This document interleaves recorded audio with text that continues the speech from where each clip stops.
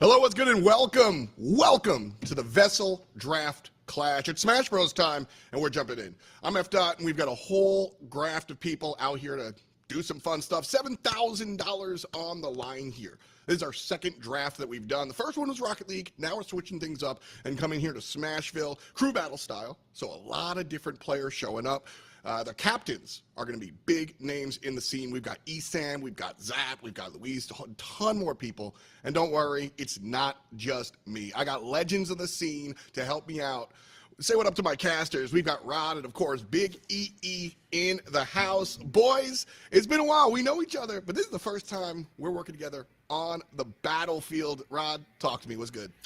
Man, I can't complain. I'm so happy to be here. You know, those who know me out there know that I work and I come from an educational background. So to see, Vessel kind of bring the STEM and educational approach to the esports, it's a beautiful thing to do. And I'm so happy that we're all doing it together, man. This is the dream team right here. That's a big deal. You know, the Scholastic angle is huge. These are all high school players, EE, that are stepping up and jumping into the world of sports. Yeah, man. I mean, the thing for me is, like, I've been doing Smash for so long. I do appreciate this particular format, right? I like the fact it's draft style. You know, I hope this turns out a little bit better than my fantasy drafts for NFL. I'm not going to get into that, but just throwing it out there. I'm hoping for some good vibes and some good times. I know the teams that we have, definitely some good captains on them, so I'm expecting some good stuff.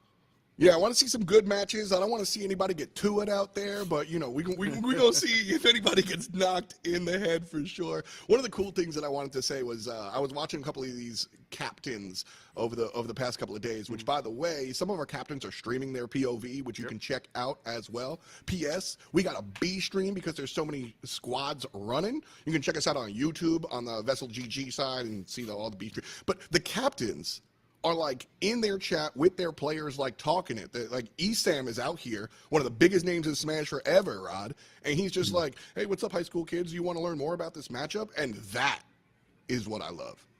No, 100%, man. Esam has just been an educational monster, I think, from day one. I think to play a character like Pikachu as well in any meta in Smash, you know, there's going to take a lot of, learning and a lot of note-taking to really get that character done the way it's supposed to. And to see that mentality kind of bleed over into the educational space is huge. You know, for those who don't know, he was kind of the largest proponent in how to, fight Bayonetta back in Smash 4, had a whole document, Google Doc video series on it. So I expect nothing but greatness from Esam here this weekend. Yeah, bro, I watched all 3,700 hours of that and couldn't beat Bayo. Anyway, so we've got a whole bunch of contests coming out here. I'm going to throw the bracket at you. Here is the A stream, so we're going to be looking at the Group A nonsense going on here.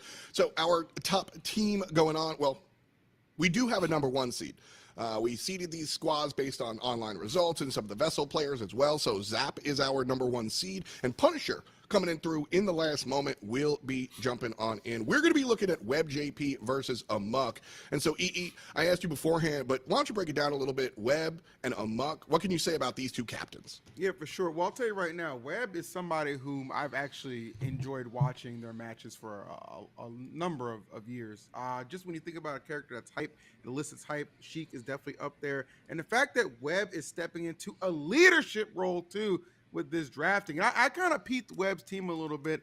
Definitely see a heavy hitter in Moxie on that squad, so definitely something to keep in mind. Amok, though, Jigglypuff, this character can just frustrate you to hell. I would like to think if Amok can just kind of rally the troops a little bit, it can just be one of those things where you need your captain to clutch it up. But I think this first round should honestly favor Web JP squad, but I'm not going to sleep on Amok just because I'll let Jigglypuff do the sleep. You know what I'm saying? I mean, I feel that. I've seen the double sleep clips. I've seen it all. I am looking, Rod, though. We've got Stand User on Amok. He's rocking Little Mac. Little Mac is an interesting character. Gonna be curious to see how this one works out. No, 100%. Little Mac is just one of those very, I'm going to use the word interestingly designed because I want to make sure I'm being nice about all 80,000 characters in Ultimate. I think we've seen it from day one, his pros and his very obvious cons. But I think a beautiful game like Super Smash Brothers really allows you to be more than what the character wants you to be. And we've seen Little Mac do some things in our time in the community. So very curious to see what the show is going to be here for this Little Mac player. Again, super armor your smash attacks. Some of the best grounded options in the world. Frame one jab. Whoever's on the other side is in some real trouble. We got a B stream going on as well. Like I said, you can check out the Vessel GG site on YouTube, and you'll be able to catch that. Shout out to the homies Bam and Max Ketchum holding it down on that stream as well. Group B bracket should be coming up at you, but we've got some big names on there. You heard me mention earlier I mentioned ESAM, but we've also got Atomic showing up, and then Chase, Waffles, Mr. Yeet, EE. When we look at the Group B bracket, which whose team are you looking at the most? Group B, let me see. I mean, I'll go based fundamentally off just the captains, right? And Yeah. Like, I'm going with Chase. I mean, I think Chase is just an online warrior and has just Chase is I love Chase because Chase plays only the highest tiers and for characters. So I can imagine if, end up drafting somebody who's coming in here playing a low tier character. Now we're switching that immediately. Like we're putting you through 10-hour boot camp and getting you right before this tournament. So I expect Chase to just kind of try and pilot this team with an iron fist, which I think is important. And then Atomic too. I think Atomic is somebody to keep an eye on as well, just because like I have just such a high regard for Rob, and then I noticed like Corn as well on the squad. Rob and Banjo makeup, some zoners in Toon Link. I don't know. There's a lot of like these teams are very well rounded, is what I'm noticing the most. So while I do place a lot of the responsibility on the captain, they're gonna need their players to pull through as well. That's why I think this drafting process is just so interesting. It just adds a totally different layer. Yeah, like that's really what I wanted to get to. Obviously, I mean, crew battles, this isn't brand new, but it is. Most people are used to just watching 1v1 Smash. And so, Rod, I want to come to you for this one. When we talk about like strategy of like, character matchup and how you so the way our matchup, the first player is going to be blind. So neither team knows who they're going to be up against. After that, though, things are a little bit different. What kind of strategy comes in when you're drafting players and looking at who you main and organizing a team that way? Is that relevant, that matchup knowledge relevant when you're making the team or not really? No, 100%. And I'm so glad you asked this question. This was actually something I wanted to make sure I brought up because, the crew battle format is a format that I think has kind of shaped the Smash communities in a lot more ways than one. And it's so great that we have organization like this bringing the crew battle back to the forefront, because in my personal opinion should never have left in the first place. I love the crew battle. But to answer your question, it's just one of those things where you take a character like Ganondorf or even Jigglypuff. I know we were talking about Jigglypuff not too long ago. On paper in a 1v1, when it's just my 3 stocks versus your 3 stocks, the character definitely falls in line statistically where they're supposed to be, give or take a couple matches. But in a crew battle where it's all about preservation of stocks, where you put that character definitely matters. If you put them out there in the beginning and they're more of an anchor character, you might be in some trouble. However, this might be a character that you wanted to save to the very, very end. And you're like, oh, man, EE and F Dot, they're sending out their main guys first. You got to get out there first, man. We got to flip the script on the fly. And I think the amount of camaraderie, I think was the word that was used earlier, camaraderie, and really more importantly, improv is so huge in a format like this because everything is changing at the drop of a hat. Which is huge because, like, when it comes to sports, again, focusing on the fact that this is scholastic, this is high school, right? Like, there's so much to learn about sport, not just how to DI and up tilt, but also how to not tilt your teammates when you get beat up, how to talk to your coach, how to respond, and how to like learn and interact with your other teammates.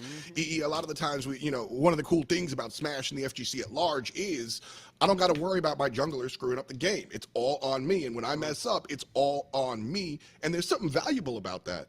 But I've been involved in esports and trad sports my whole life, and there is something valuable about the team aspect that these kids gonna learn today. I mean that's 1,000% true. Like really, when you think about it, and Rob made a really good point. Like crews should be a mainstay, like a lot of events. Crews are just hype as heck.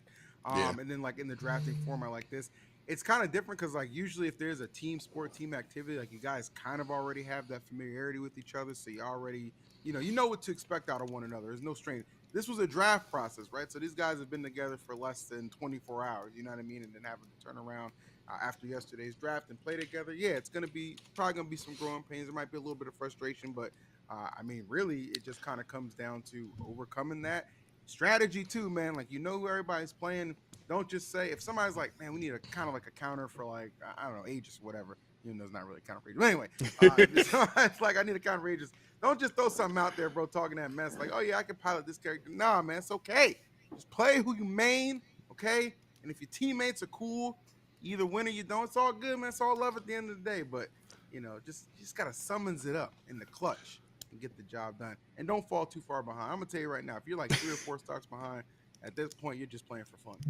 Yeah, you said two things that I want to touch on there. One, it's all for fun. Yeah, this is sportsmanship, absolutely. All right, I got the wholesome stuff out of the way. But then on the other side, like if you are one of the things that I really liked seeing in the captain's chat was there was more than one captain was just like, all right, nice to meet you all. Are there any characters you don't want to play against? Are there any characters you need tips about? Like I mentioned that they were helping, but also just like doing that meta strategy. Like, okay, you have the good matchup, but you individually. One of the things, right, when we look at tier lists, like people, EE brought up like your comfort level. Like you can read the tier list on the YouTube video, but if something's C tier and you're really comfortable and really good at it, that's a better character than a B tier character that you don't know nothing about. And that's something that I think a lot of these players will learn today as well. Yeah, and I think that's kind of fighting games in a nutshell. I think we always have like that main character, and then we have those deep pockets. And I think just given the age of gaming we live in, these rosters in these fighting games aren't getting any smaller. I mean, sooner or later, Smash is going to eclipse well over 100 characters. Same can be said for Tekken, Street Fighter, so on and so forth. And it's apparent more now than ever that you have to have these deep pockets. And yeah, to answer the question, man, too, when you go into a crew battle again, if you play a C tier character like myself, I play Adult Link. He's okay at best on the right day. I feel like, when you play a character like that, you sometimes get so accustomed to going into a matchup and thinking, you know what, I have to fight 10 times as harder than my opponent. Let me always make sure I hold on to that mentality. Where if I played that higher tier, I'm like, yeah, I'm playing Joker. The character kind of does the work for me, but I'm not quite as well-rounded with this character as I am with that C tier. So comfortability is definitely everything in a crew battle. I mean, and again, if there's ever a time to bring out those pockets, given the right set of circumstances, I mean, hey, Captain America picked up that hammer, bro. He's like, hey, I'm not really comfortable with this, but I got to get this job done versus Thanos. And it worked for a little bit. It didn't work the whole time, but it worked for a little bit. That's all I got to say about that. Thanos just one snap and it's kind of GG. But yeah, I mean, that's one of the cool things about when it comes to like crew battles and stuff. By the way, our players are getting ready. We're not just yapping here for the fun of it. Our players should be ready in a little bit. In fact, we are going to be ready in a little bit. We've got a little break. We're going to restart. Don't go nowhere. We'll be right back. It's a Vessel Crew Battle Smash time. We'll see you in a sec.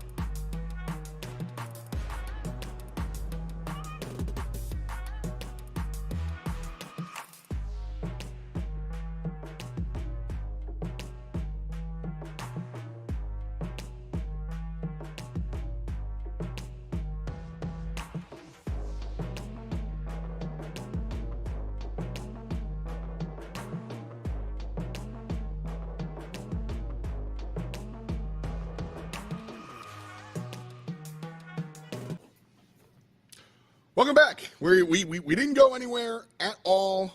Don't worry. And we are this much closer to starting out the tournament. Players are getting ready. What's good? It's F. It's Rod, and of course EE. And we're back. Sorry about that. Some tech difficulties. I was hungry. Had to get some food. But I'm ready to go. Ball up top. How y'all doing? Rod, you ready for number one? Man, you know I'm ready, man. I'm ready to jump up into this. This is big, and most importantly, this is monumental, I think, for the space. You know, I've been going to so many events, and I've been slowly but surely seeing the integration of like professional play, you know, intramural play, collegiate play, all kind of culminating into this big climactic conclusion that is the Super Smash Brothers scene that we're in right now. So I'm really excited to jump into this and really make some history here with you guys. Yeah, for sure. I'm blanking. I made a funny joke and I was just laughing at it to myself. That's how it goes. But so we do have a Steve player here. Donovan plays Steve. Let's go. Donovan wants to win. I like that. Okay.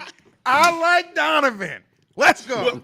Wait, what do you mean? Are you telling me that I made the wrong choice all those years of Melee playing Young Link? That I should have just played a top tier? Shut up. I don't want to hear it. Anyway, our rules about Steve, which I think are perfect for this sort of world. Again, like in a larger thing, we can have big conversations and 25-minute YouTube videos. But for collegiate, for Scholastic, basically, if both teams are down for Steve, then we're down for Steve, as long as everybody agrees. What do you guys think? Good? Bad? I'm just here to enjoy the show. Yeah, I don't care who you're playing. I'm gonna talk about it. We're gonna be about it. We're gonna laugh about it. It's gonna be a good time. That's it.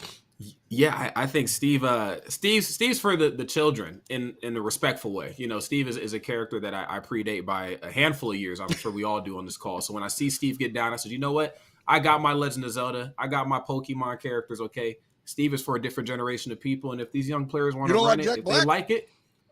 If they like the Steve, then I love it for him. You know what I'm saying? As long as the kids are happy. All jokes aside, bro. Yeah, by the way, pick a side, bro. All jokes aside, I legitimately, so I'll just say I'm a Steve hater. But like, I like this for Scholastic because again, we're learning not just the game, but how to game. And straight up and down, there are going to be rules that you think are whack. There are going to be things that you think are insane sometimes. You're going to be asked, if you're going to be a gamer, you're going to be asked to play 8 hours for this tournament. You're going to be asked to you know, do all of these things, and you got to be able to, like, deal with it, right? I saw you nodding your head there. So, like, if you don't, you know, how do you, as a competitor, deal with a ref biased against you or whatnot? That's something you got to learn. And so here in the Steve world, if I main Steve and you say no, I got to deal with it. Or if I hate Steve and my team, everybody else says fine, I got to deal with it. That's a learning moment, right? It is. It's just all about rising to the occasion, in my personal opinion. Again, you know, Steve is a character that's only been out a handful of years, and most of the players that are playing this character, top professional play or really any level of play, you know, you would have to have played another character before Steve to be as good as you are. So you might just, again, it goes back to what we talked about, this being a crew battle. If there's ever time to dig into those pockets, those secondaries, those third characters, this would be the format for it, or really this, more importantly, would be the space for it. You know, it's not very often that I think the fighting game community bans a character unless the character is just like absolutely ridiculous.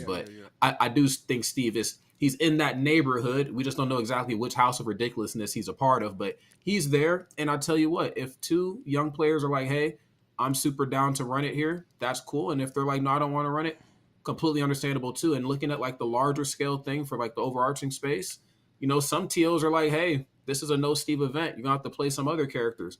The Twitch chat loves it. It might make things a little easier for production. You know, the community might feel a type of way about it, but I think it's just all about being a top professional player. You're going to be playing in different environments. You know, we talked about going to Japan. Who knows what the Japanese, you know, audience is like in comparison to the scene out in Brazil. You know, you're playing in different environments, but the objective has to stay the same. I want to win. I don't care about the environment. I came to get that W. And if I can't do it with Steve, I'm going to have to run it with another character. That's a huge deal. For sure. Rod, you said it's different neighborhoods. Well, guess what? I don't live in that neighborhood, so they can do whatever they want. Out of sight, out of mind. I watch it on the news, or in this case, the streams. If y'all want to light it up with some Steve, with some top tier degeneracy, I'm all for it, bro. I'm all for it. They just got to start the match. That's what I'm saying. Like we're talking about fireworks, but we want to see it. We got all the like that. That's also Scholastic learning moment. Let me be your teacher. Players, don't be late to class. you got a deadline. I'm not putting this on the players. There's a lot of different variables going on. I'm just having some fun up here.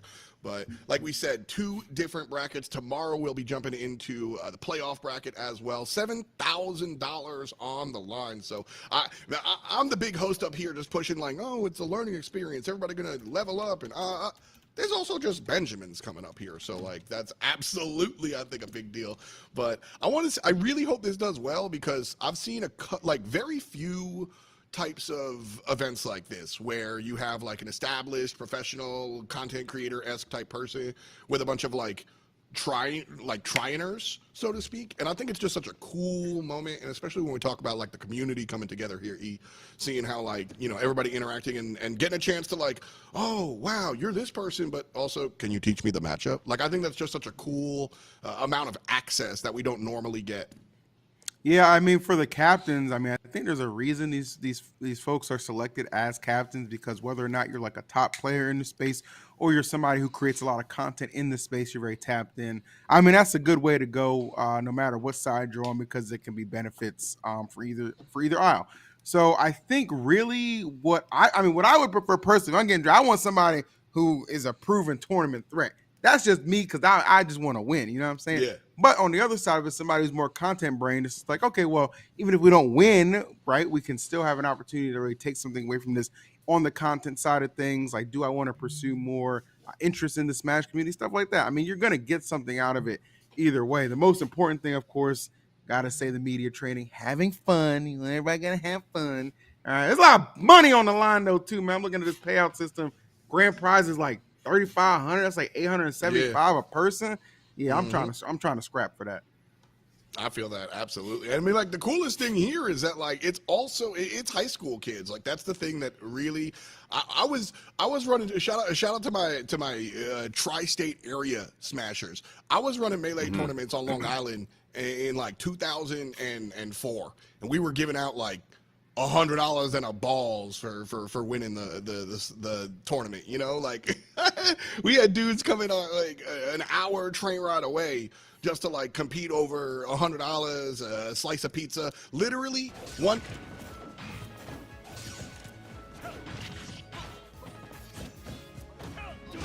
We're gonna start it off now, and Rod, take it away.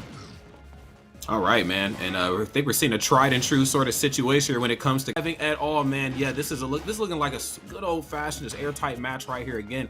Kazi, an absolute monster. He's going to get his hands right here on Wolf, and it's going to be a bad time for the other side. Best reflector in the game. I don't know why it was given to Kazi, but dang it, he has it. Got it on these parts, man. Wait and see what happens when Wolf gets busy. Well, I think Wolf, Wolf is a victim of just the tides changing, right? The meta shifts a little bit and nasty. Yeah, no, it seriously was, man. A lot of what we kind of prophesized looking at Kazi and Wolf kind of came to fruition again. Wolf is great character, and again, depending on the matchup, can be a phenomenal character. This character's never been bad. You've just met your match. Kazuya he just eats up those Star Fox characters for breakfast, man. You're a fast faller, you're easy to smack around, and then once you get off stage, I can just laser you to death. Next, you know what I mean? That's it. And Wolf, Wolf is, being a fast faller, I feel like that just makes Kazi just hunt you even harder, right? A lot of those combo strings. Not, I didn't see it necessarily in that particular match, like the most efficient strings, but nonetheless, still a good understanding of the character for sure. Enough to get the 2-stock to give your team a pretty comfortable lead, depending on who's coming out next. Actually, I'll kind of look at the crew sheet for whom we can maybe expect to see coming out. Actually, I would like to a little cheat sheet over here. My little cheat sheet, Rod. We need that. Anybody about that. The cheat sheet with 2 E's. That's right. The cheat eat sheet. So I'm glad you're bringing that up too, bro. Let me see that. Yeah, because I think that was Elliot whom we just saw play the Kazi. Elliot, I think that was Elliot's. Yeah, because Elliot plays a mixture of Kazi, Aegis, and Roy, if I'm not mistaken. And then on the other side was that Bubbles? Who was that? I'm not sure. Sounds like that player wants to win. Oh, you tell me you playing Aegis and Roy and Kazuya, you showed up to win today. I see. Yeah, that was clean. All right, well, either way, good stuff. Great start. Love it. And we'll see what Team Amok is going to throw at Web JP squad, because they're already in that lead, something fierce. And you got to understand, if you're coming up against Kazi, you don't want to play around. Now, I like this, Rob, because you're going to be able to take advantage of some zoning capabilities of youngling. Maybe keep a safe distance if you don't want to mingle too close with Mr. Mishima, as a lot Yes, of sir. people don't. No, absolutely not, man. Yes, gonna have to go ahead and drop that stock since we lost one. Still going into this match with a very definitive 2-stock lead. I'm so glad you brought that up in the taunt to kick it off. And yeah, I think the key word and how you broke it down was the figure this thing out here and quick. Now, of course, has the right mentality, kind of going into what we talked about going into this match. We need to lean into this projectile system to let that get the job done for us. Now, for those rare moments where you do want to fight up close, you do have safety in some of your buttons, but not all of them. I think we're starting to figure that out the long way. Oh my goodness, get off this stage. Well, just interesting options to get good positioning there. And right now, 131. For a lot of characters, this would be scary, but for Kazi, he's a heavy boy, and he can eviscerate stocks in an instant. Factory and busting up the party. Yeah, 100% save that stock, but only momentarily because Elliott going to find the KO. And by my estimation, Rod, Elliott has taken 6 stocks at this point. Absolutely pulling his weight for Team Web JP.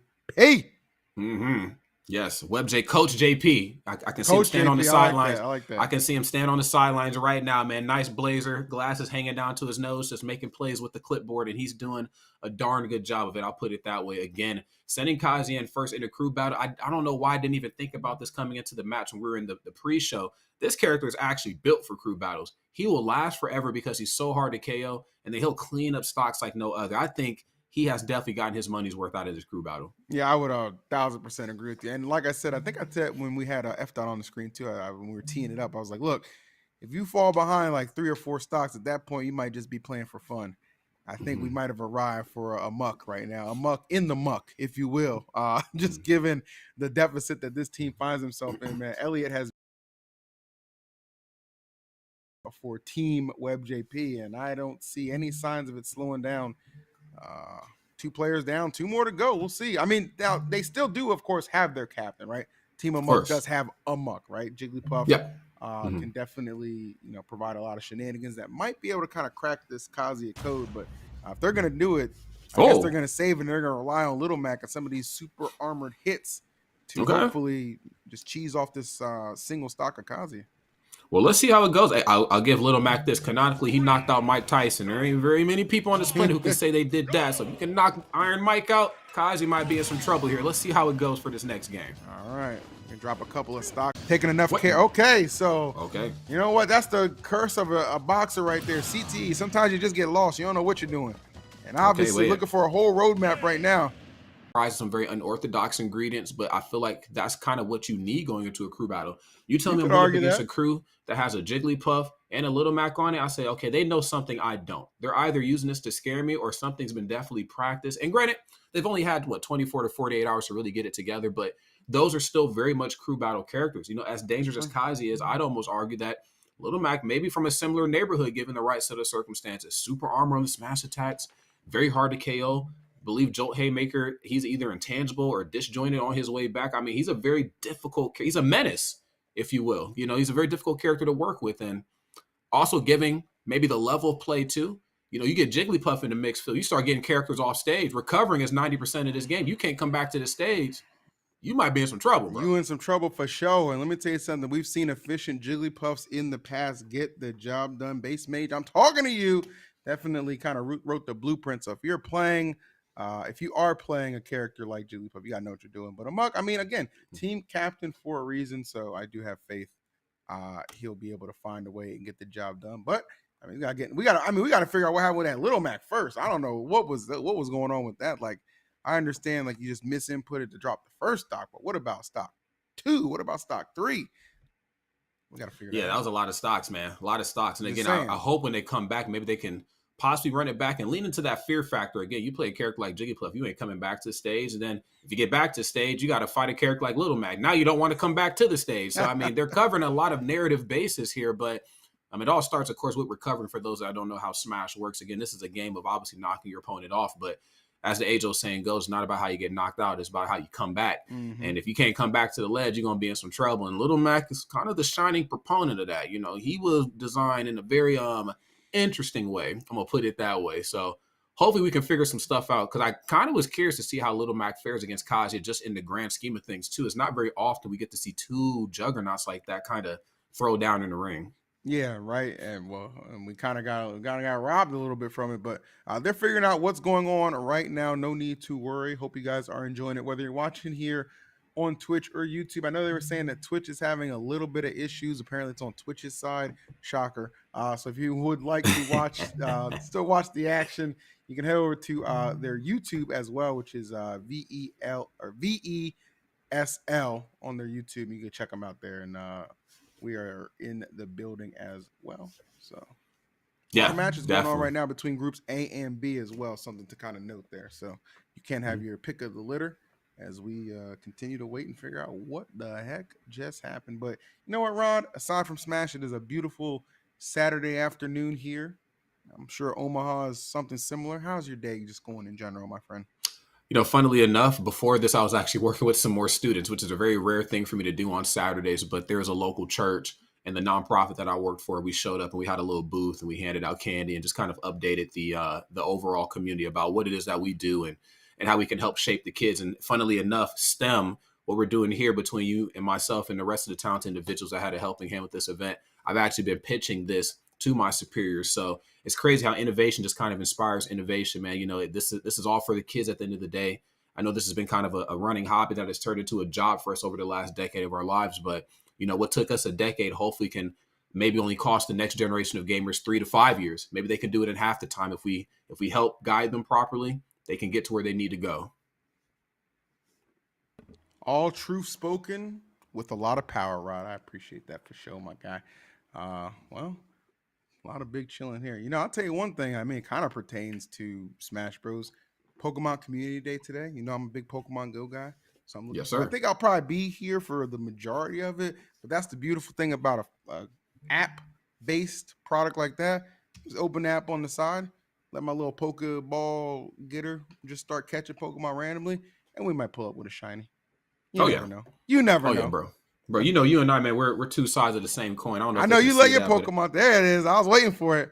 You knew it was coming, Phil. I was you waiting knew it was for coming, it. man. Yeah, we got to be the very best, like no one ever was out here. That's what it is, man. And there like regionals going on today too in Baltimore, I think, as well. There is, yeah, in your old neck of the woods, man. Mm-hmm. There's one going down. Yeah, I probably would advise them to go somewhere else. But hey, I mean, if they're having fun, that's what matters. Venues are in short supply these days. There you go. Get yourself some Maryland Blue Crab and be in by 7. You'll have a great old time. I tell you. That's right. I guarantee it. And a lot of Team Rocket floating around that area. We'll put it that way. Quite known to blast off. Quite. That's right. Trouble and on the double. On the double. Oh, yeah, how about that crew battle, man? I can't wait for it. It's gonna be crisp. Yeah, 100%. Whenever we get back to it, for sure. You know, I just noticed too. I don't know why, Rod. I can't get it out of my head. I always think you still live in New Jersey. You know, I think there's a piece of my heart that will forever belong in Jersey, figuratively and quite literally, for numerous reasons. Of course, you know the lore better than anybody else, but the goal is to return to Jersey one day. And funnily enough, Max, who I believe is on the B side of the stream as well, too. That's who I was living with. And so, you know, when I go back and I look at some of that time that I spent out there and really just kind of how much of the globe we actually trotted during that 2021 to like 23 era, it makes me just very nostalgic, man. I mean, if I'm not mistaken, while I was living in Jersey, I think I flew Jersey to Gommel, and then I flew Gommel to SoCal to your place, and then we went SoCal to Vegas. I mean, bro, you, me, and Charles, we're a couple men about town. We'll put it that way. Yeah, world tripping, man. I miss those days for sure. As we know, our good friend Charles now, well, I guess I don't even feel bad for him. He's living in Hawaii. Oh, woe is me. Tropical paradise over there for sure. Now, you couldn't have anybody from Hawaii playing in this crew battle. I'm not going to lie, okay? Because I think they're still on Optimum Online up there. Keeping it real. Yeah, man. They might have to sit this one out, unfortunately. Sorry, Chuck. We'll see you at the next one, man. But, yeah, bro, it's an absolute pleasure, as always, to be able to do these sort of things. And, you know, again, the online era Smash, I think, is something that got a lot of negative flack, but I think it really showed how strong we were, because a lot of games, you know, during, you know, the pandemic, or really just when we had to play online, a lot of games in their communities just kind of fizzle. But I think we just always found a way. Smash always finds a way to figure it out. And with, more ways to connect to each other than ever now with the online play and with Discord and the wonderful production team here. This is just a beautiful thing to be a part of. It's a nice break from the norm. We didn't have to go to the airport. We didn't have to stand in line. Nope. I just woke up, did a little community work, came home, plugged in, and now we get to do the thing together. Yeah, those were good times for sure. I mean, honestly, good times out of a bad situation. You just, at the end of the day, you got to make it work. And I know a lot of people feel like, we got robbed of a couple of years. But I honestly think a lot of like some of the really like the heavy hitters we see competing in like top level Smash these days, they're kind of from like that online era boom that we did have. So, I mean, you got to take your positives even with the negatives for sure. So, one of those competitors actually kind of in this particular crew battle event that we have is a team captain. You guys probably know him. He goes by the name of Zap. So I think he's competing in the B block, or maybe he's in the A block. Let's see. He's in the A block, so we might actually get a chance to see him a little bit later. But it looks like we are about to get things started again. Cool. According to the information I am being told right now. So thank you all for your patience. We're going to jump back into these crew battles and have a daggone good time, because I know I'm excited to see how this one's going to go down. And have that Little Mac get a proper run. Again, I don't know what the heck happened, but we're going to figure that out. Don't worry about it. Yeah, I definitely want to see what that Little Mac was going to bring to the table, because, again, we prophesize, we look at this character, and we think we know what's about to go down on paper. But I'm telling you, we didn't see Little Mac do some damage. And it's very tough. It doesn't matter how big or strong or intangible the opponent is. Okay, Little Mac has one objective, and that is to punch you out. And he's very good at that in this game. He said, I'm going to hurt you real quick. Don't worry about nothing. No, I'm going to hurt you real quick. That's what Little Mac's trying to do. So see if we can put a hurt on this Kazuya that we have seen just dominating thus far. Again, a little bit of a recap for you guys. Elliot, the Kazuya player for WebJP, currently two players and 6 stocks removed under his belt right now. So definitely the guy to beat right now as far as crews go. And we are going to jump right back into it for the continuation of this crew battle between Team Amok and Team WebJP. Here we go, man. And the stage, I think, benefits both sides in a lot more ways than one. The biggest one, of course, is the space, and then, of course, no platforms. Little Mac and Kazuya, when there's no platforms, you got to face them one-on-one in the dojo. The other side might, falter a little bit. But hold on, I'm experiencing just a splash of lag here. I hope they maybe wait this little patch of lag out before they jump in. You want to make sure every button, every frame is precise, don't you know? They might have went to the wrong stage, because I thought then they're playing before was Bastion, or was it FD? You know what? I'm gonna give it to you straight. Can I give it to him straight, Rod?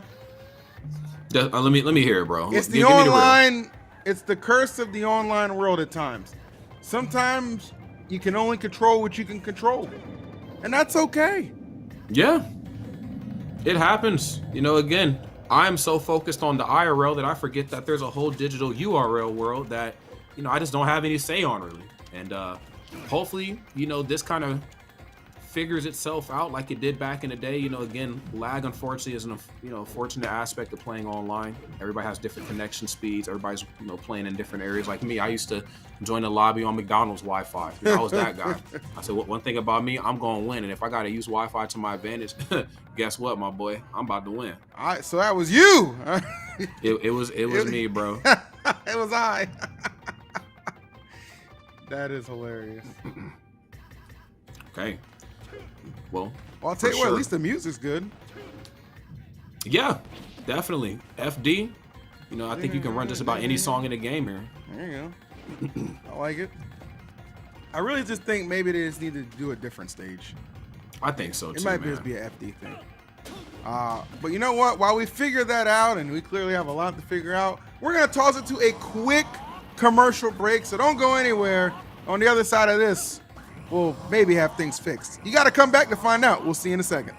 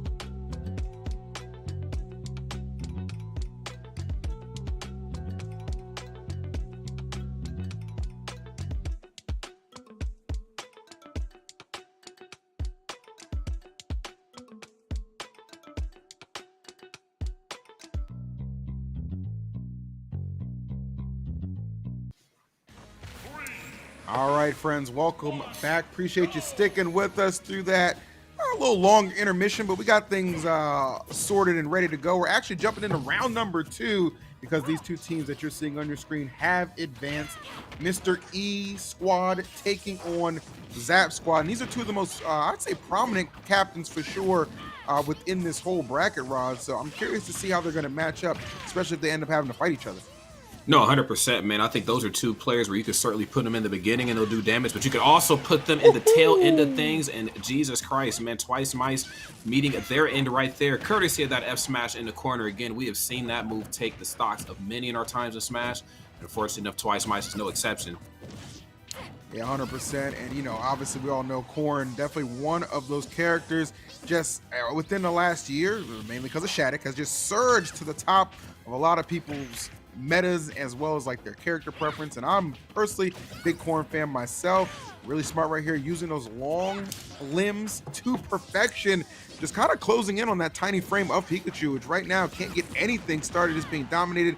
Nice down smash off stage right now. Can we do anything with it? Not quite. But needs to be careful here. You don't want that percentage to accumulate too much and then risk just getting one of those Corrin pins, the pin to win combos, I like to call it. You don't want to be able to see none of that. Oh, 100%, man. And I think they're very well aware to just walking up and holding shield, waiting for a Pikachu to press buttons. I mean, it's not uncharacteristic for the Rat to get very button savvy up close and personal. They're very safe and very clean on shield. However, if I let you swing first, you're going to be in for a really bad time. And that frame 5 down tilt is definitely getting the job done. We're off this stage, though. This is where Pikachu can shine. And, of course, Corrin definitely knows that. Wow. Off the mark with that F smash again. Yeah, taking some big swings right there. Nice. Another good catch with the down tilt.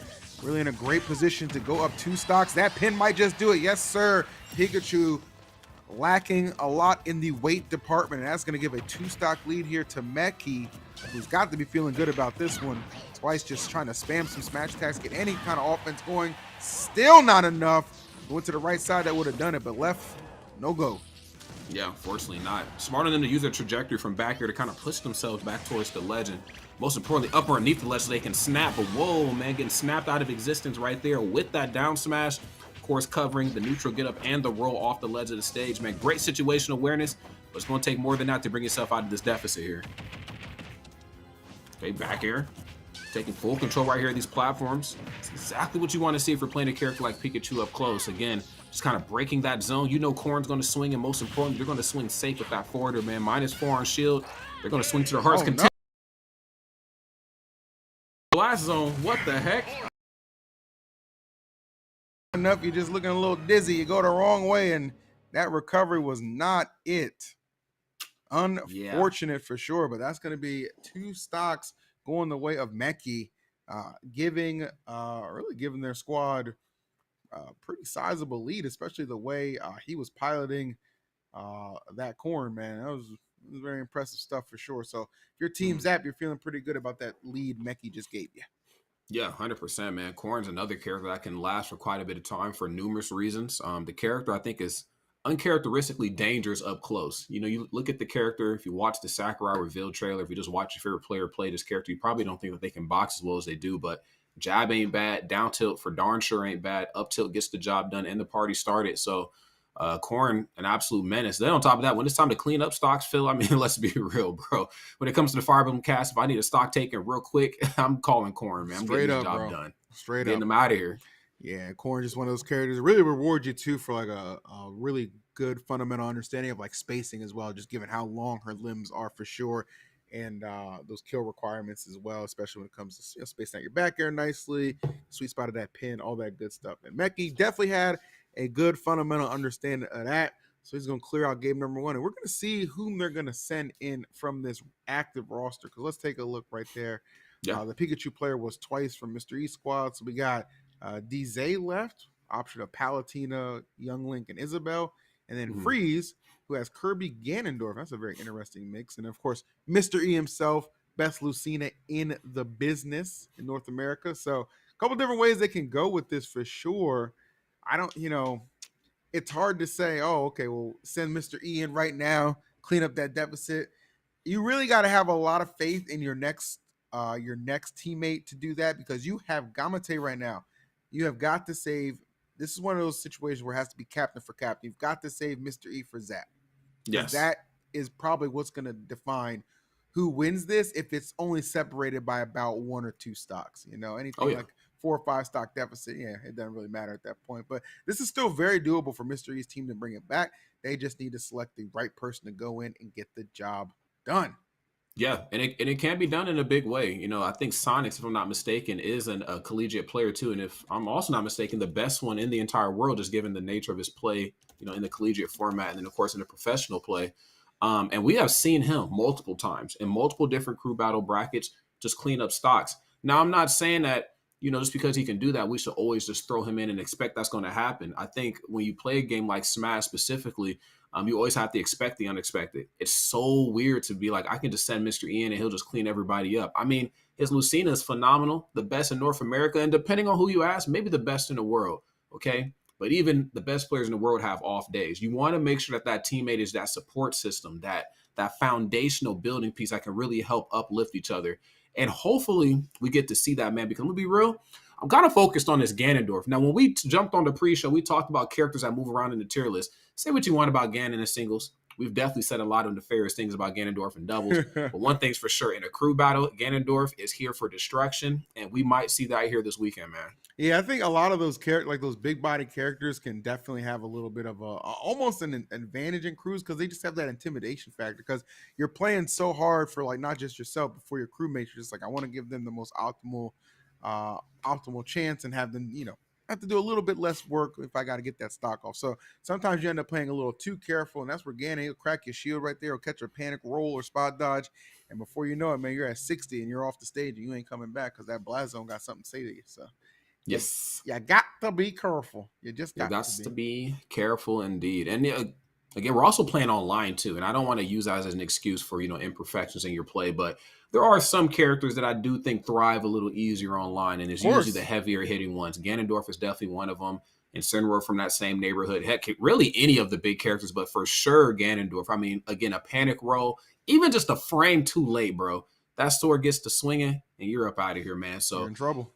you're in some real trouble. So hopefully we get to see that level of trouble, because if it's trouble for us, then we know it's going to be trouble for the viewers. And of course, that's going to make for an even better viewing experience. Again, this is Smash Ultimate. We have so many characters, and I don't think there's a format that we play in Smash that really exemplifies how many characters and how different the characters are than crew battles. You get to see just about every one of them in this format, man, in a way that we don't get to see in singles. No, not that's 100% correct, and that's why, again, one of the reasons it is so exciting to be able to do a crew format like that, especially with some drafting available. So, again, things set up for, I believe, who's going to be coming in next. Again, we kind of listed off some of those options that you're going to have Mr. E available to choose from: the Palu player, the Kirby slash Ganondorf, and Pikachu. Though I don't. Oh no, I'm sorry.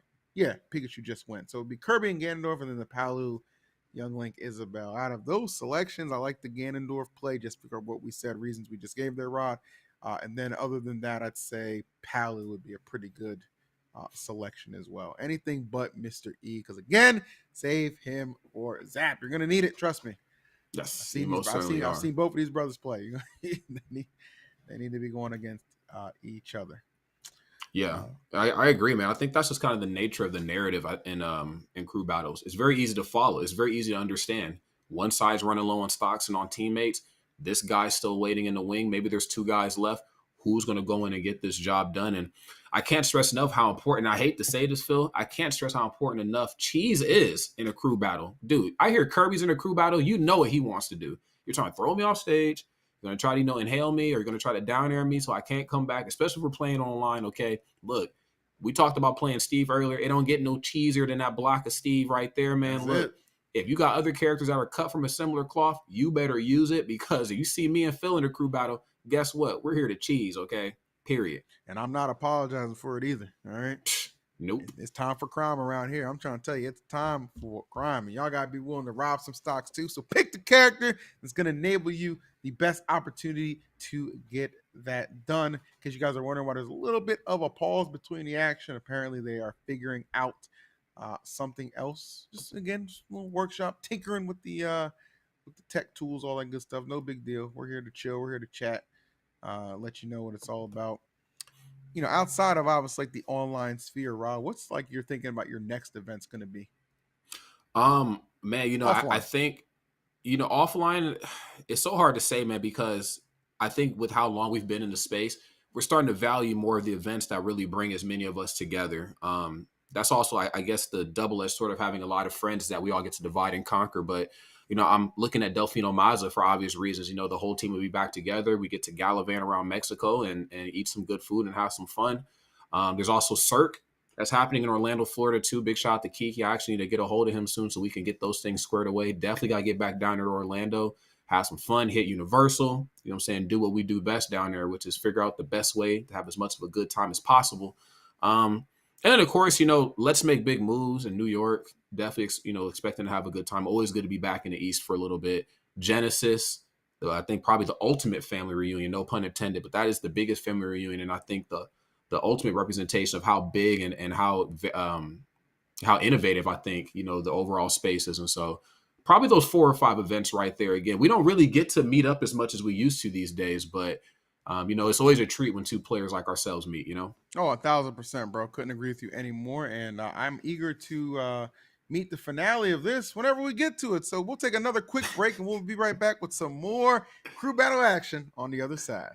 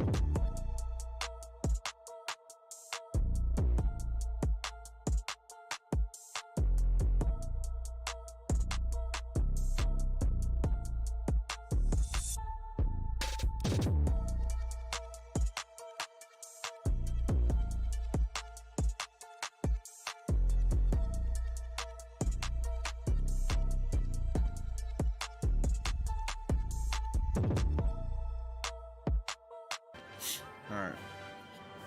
All right. We're back up in it. Yeah, we are, Rod. And look, they took your advice because it looks like they decided to send Freeze in with the big Ganon for the big plays. You got to get in there first. You got to get in there. And of course, what happens against characters like this, like King K. Rool, like Little Mac we were talking about before, in Cineroar, the fear factor starts to set in. You're like, man, I typically roll right here and I'm comfortable. But this is what happens. You start second guessing things. Knock a left for both of these two talented individuals, and we'll close this match out. And it seems like, yeah, he's trying to close that gap out. He's getting tired of these limbs turning into pokey objects. He said, I need to get in and I need to stay in. Choking him up. Yep. Goes for a third one. Doesn't read the roll properly and eats a pin for his trouble. Ground up, and that's something you just don't want to do. I think crew battle is all about narrative. You want to make sure you stay in firm control of that narrative all the way to the very finish. And so love the Ganondorf pick. Yep. You know, we got to see Ganondorf really just kind of close out the middle of that match, take those platforms away. All those areas that, you know, we talk about when we see Shattuck play that he loves, is all about those platforms. But if you take them away from Corrin, get him out of here. Yeah, you kind of get a result like that. So well done to Freeze. Definitely giving a little bit of a spark right there to Mr. E's team. So see who Zap elects to send up. Again, choices for Zap besides himself, of course, Nebulous, Kirby player. I don't know if I would send in Kirby, just again that tiny frame, and the fact too that Freeze plays a Kirby himself. You know, there's some matchup knowledge right there. You don't want to just give away for free. And then Olive, Bowser Jr. Ice Climbers. I kind of like the idea of both of those, simply because one, for Bowser Jr., you have Zap's wisdom to maybe kind of coach you along in that aspect onto what to do. And then Ice Climbers is just Ice Climbers. So yeah, I mean, bro, that's it. That's always the analysis. Ice Climbers is Ice Climbers, bro. And I think janky, and it'd be different, I think, if Ganondorf still had 3 stocks, but the fact that there's only 1 left kind of makes me feel like, okay, all I have to do is worry about getting hit just once. Like Ganondorf, he hits Popo on 9, he'll split them up. The characters are still okay by themselves, but together, bro, some of those moves are hitting plus on shield, and they're one of the few characters in the game that can do stuff like that. So yeah, Ganondorf, I mean, a lot of times when you're swinging on him, it's already not his turn to swing. But imagine having to stand there and just eat 2 hammers. But it looks like it's Bowser Jr., so we're bringing the mechanized hammer out here. We're going to leave the wood ones at home. Let's go ahead and get him in. FD, and you know how this goes. We got to drop 2 stocks to get started. Yeah, it's going to be Olive coming out here, piloting his Bowser Jr. So the neighborhood to get it done. Dang, man. Yeah, no cart in sight right there. That recovery going to be stifled. Great stuff. And talked about that Ganon side possibility. I mean, we could just win this straight up if this pace continues. This is fantastic for Freeze, and he's got to know that. So this is exactly what Mr. E needs to pull. Line up another F smash for his troubles. Hold that shield. Oh, yeah, you are out of here. Wow. Just pure execution, and you know there were no shenanigans needed. Just Freeze just straight up outplayed Olive on that one. And honestly, if I'm Zap, I'm thinking, dang, is my Bowser Jr. susceptible to suffering that same fate too? Because he seemed very comfortable in that matchup. Let's call it what it is. Yeah, I mean, we got to call a spade at that point. Yeah, it was that comfortability that I think set in on one side that unfortunately just kind of went by the wayside on the other. Again, that fear factor. I'm in your face. You're going to hold shield? Cool, I got a command grab. Oh, you want to drop shield too late? Boom, up smash. I mean, a little bit of precision, a little bit of math, and most importantly, a little bit of just reading the terrain of the match. Is my opponent going to roll? Guess what, bro? Ganondorf has multiple moves that cover both sides, and he used them beautifully. Yes, he did. And with that match, that puts down these options for Zap a little less. I mean, it's between him and Nebulous right now, and it looks like Zap said, okay, you know what? Thanos did it. I'll do it myself too, all right? He's just going to jump into action here and try and give his team a sizable lead. Really, this could make or break this crew battle right now. If Freeze can just get even 1 stock off of Zap, there will be no hesitation for Mr. E to come in and try and play cleanup duty. Oh, yeah. Let's see what happens. Going directly with Lucina, try and get the job done, even in a losing effort, as long as it's at, last stock. It's like, okay, I still have 1 person to come in here, and that's going to be DZ, who plays Palu, Young Link, and Isabel. Personally, for my money, Ron, I'm sending in DZ now, because then it makes it easier for me to assess what do I have to do. Okay, do I have to play it extra tight because it's going to be 3 stocks versus 3, or do I have a little bit of wiggle room because DZ was able to get in there and at least get 1 stock off? As a captain, I think you want to shoulder the burden of trying to close it out yourself. So Zap is in here right now, and I think it will kind of come down between the captains right now. So You know, you send out Dizay, and then Mystery comes in, maybe gets rid of Zap, and then just like that, you've only got Nebulous left, and you know it's a Kirby versus Lucina. Even at 2-stock deficit, I probably still bet on Mystery to win that. Yeah, I would think so. Kirby's a good character at best, you know, and no disrespect to Kirby's or the Kirby players. Yeah, very generous. Because in my heart, bro, I mean, I played a lot of Kirby growing up. I want Kirby to be better than what they are. I mean, heck, the guy who made the game made Kirby, and he was like, this character can't be good in this game. So do with that information as y'all must out there as viewers. But yeah, but again, you know, you can't ignore the cheese factor. And I'm not saying Kirby's an all cheese-based character. I mean, some of those normals are pretty good up close and personal. You got multiple jumps. You know, this character can be a neutral monster, but cheese in a crew battle is so important. Guys who are just tuning in, friends, I can't stress it enough. You get your opponent off stage and you know that you can make them pay for it. Characters like Kirby, characters like Pit, characters like Jigglypuff, man, you better do it, because look, if the situations were in reverse, that opponent would not let you back onto that stage. So get them off stage and make them pay for it. That's 100%. That's 100%. So let's see what's going to happen. Does it come down between the captains right now and then potentially the two draftees at the end of this battle? Or not? I mean, again, it can't even say the draftees because it's, you know, one of these captains is still going to be left standing if Mystery does come in right now anyway. So again, you got to have a lot of faith in whomever you drafted to be able to take at least one stock off the other team's captain. And I don't know where you stand on that side. We'll see. A lot of decisions, a lot of consideration to be had right now. 100%, dude. I'm so happy to see the level of camaraderie, I think, here in Ultimate these days. And I think it's because we're starting to highlight other formats of play. Singles is great. Singles gets butts and seats, gets tickets sold for top 8. There's all that wonderful stuff. But again, not every player that comes into Smash, they might not want to be the best singles player in the world. Some people are like, actually, I want to go down in history as the best doubles player or the most innovatively well-rounded player. You know, I'm the squad strike champion, or me and my crew. Because remember, bro, back in our day, the very early days of Smash, those foundational building blocks, it was all about the crew. It was, Phil, those guys across the country are talking trash. We're going to get in a car that all of us can't even fit in at the same time. We're about to drive across this country and run that crew battle and shut them up. And that's how it needs to stay, because that gives us bragging rights and it builds that narrative for the future. Want to see more of that? Yeah, you don't know Smash if you haven't traveled from Maryland to Texas in a Winnebago. All right, we were determined. We were determined back in the day. Bro, you want to hear a funny story, dog? I worked the Big House 5 or 6 one of those years, and I think I drove 12 hours from Omaha to Detroit, Michigan for a block of pools. Just one block of pools. Good Lord. Yeah, bro. When I tell you, like, we got some people who were just figuring it out on the fly, bro. I didn't know what was going on. I just knew that when I got there was going to be a match to be commentated and some matches to be played, and I figured it out. But yeah, don't ever let people tell you that the Smash players ain't hungry, all right? Because we are famished, okay? We are hungry, and we want matches, okay? There it is. All right, so Mr. E's, I'm getting some intel. Mr. E's team still in a little bit of deliberation on whom they want to send out. Again, their choices are between Mr. E himself and Dizay. Hopefully I'm saying that right. Dizay. I shouldn't say this, but if you look at the pronunciation sheet, it's the same as the name.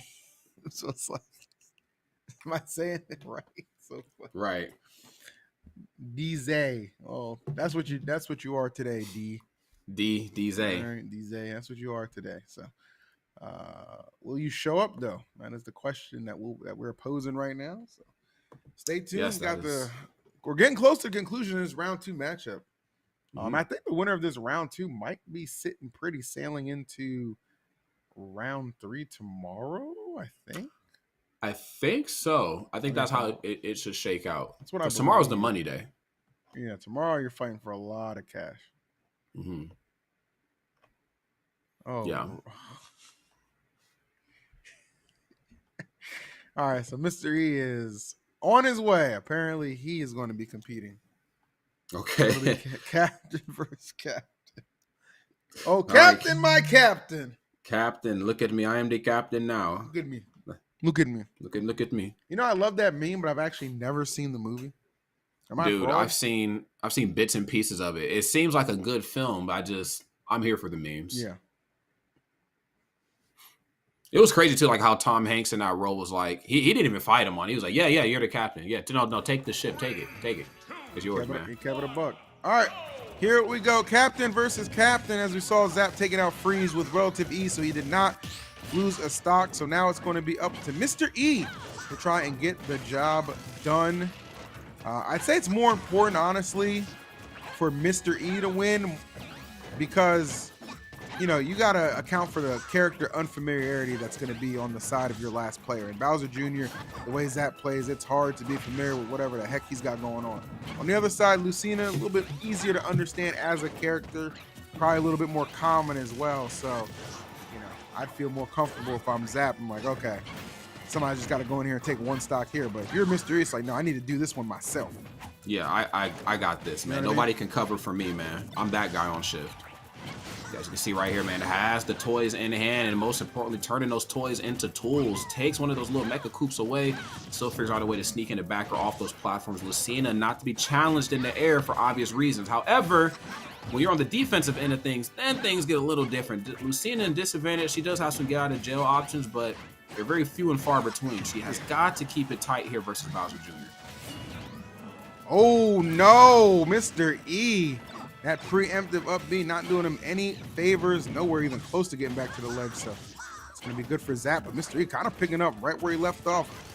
Displaying a lot of aggression. I like that too. One thing about Zap is has the ability to really overwhelm opponents and put them on the defense. Mr. E, though, content to just bring the fight to him, even swing out of disadvantage. You see right there with that dare. Loving this approach. It is paying dividends for him as Zap has entered those triple digits. Mr. E on a frenzy. No, 100%, dog. I mean, again, I can't stress enough the importance of like the movement options. You know, we're seeing a lot right here from Bowser Jr. again. Rely on his drafted crewmates to get the job done. Mr. E has just found something here, and I think it is the aggression at this one. That was just surgical and dominant on the part of Mr. E. Takes it with a 2 stock, which means the final member of Zap Squad, Nebulous, this Kirby player, Nebulous, has to take 2 stocks from Mr. E, and if they do manage to do that, still Dizea waits with 3 as well. Might be time to start thinking what that losers bracket's looking like. Okay, I'm glad both of us are addressing the very large elephant in the room is that the losers bracket is upon his friends. But that's okay, because if you go down to the losers bracket, you're not out of the bracket. You just got a couple more matches you're going to have to play if you want to get to that coveted grand final spot, okay? So you know what you need to do. The job just became a little harder, but it's still able to be done. Got to work a little bit harder, and that's A-okay. Just got to figure out a way to make it do what it do. But, man, as surgical as that was, that's probably what caught me off guard the most right there, Rod. Because that was an impressive display, to say the least. Yes, it was. Lucina is always a master class of just how to play Smash Ultimate, period. You know, really just any Smash game, or if it's a different one, Marth, you know, cut from a similar cloth as well, excuse me. But yeah, again, the neutral is just too strong. The down tilt, standing jab, F tilt. I mean, she's kind of just like an anti-air machine, but then she can also get those hands dirty a little bit too. And I think we got to see both of those two mentalities kind of culminate into one really strong match. Lucina, not to be taken lightly. Say what you want about the character, say what you want about the current state of Ultimate that is DLC dominant, you know, but every so many months, somebody comes through and makes a big splash with Marth or Lucina, and then you remember, okay, this is a fundamental monster. And even though these DLC characters are running it, they don't got that. They don't got them fundies, okay? They don't got it. That's why my boy Proto banned him back in the day. I mean, I know he played Min Min too, but it was the Lucina was always the star of the show, man. That's what kept drawing the people in. Yeah. All factual, my friends. All factual. Tell you what, Proto knew how to fill a seat. He knew how to fill some arenas, and he knew how to empty some out. I'll put it that way. Can we talk about it? Because I tell you what, man, where were we at? Were we in Vegas for Double Down? It was Double Down, yeah. I mean, bro, I've seen more ice in a Gucci Mane music video. I'll put it that way, bro. I had never seen so much ice in my life. The way he handled Leo, bro, you would have thought he went to go pick up his DoorDash and that he was the DoorDash driver, bro. I mean, he left the venue. He's, I'm icing you out, bro. It was an exceptional display. I'll say that much. I mean that with all due respect. We miss you, Proto, but luckily we got Mr. E picking up the torch and obviously doing quite a lot with it as he just demonstrated right there. Now this, I'm not sure what the holdup is here. Nebulous is the only member on Zap's team. Just go ahead and get in here and play. There are no other options, so we're just waiting on Nebulous to come on through. Don't listen. You can't delay the inevitable forever. Yes, come as on, tenacious as you may be. Just come on through and play. That's It's right. gonna be okay. That's all we got to do. Yeah, it's this has been an absolute pleasure. I will say again, I just STEM, man. It's so important. Science, technology, engineering, and math, and how all those things affect our day to day on the sticks and off the sticks, and of course on stream is where our next match is going to happen. Man, Mr. E's team. No. He said, I'm a little too sharp, man. I'm the sharpest. Tilt the way that we are today. It was a thing of joy. Big play forward when it goes for that F smash. But Mystery said, look, man, he's showing those teams he's been on. He's kind of been the shining star, and for good reason. He's a very talented player at heart, which I do think has a lot to do with being good at anything, let alone fighting against. But he also works hard, man. When talented people don't work hard, he's also outworking them as well. So Mystery, of course, doing what we thought he was going to do. Zap.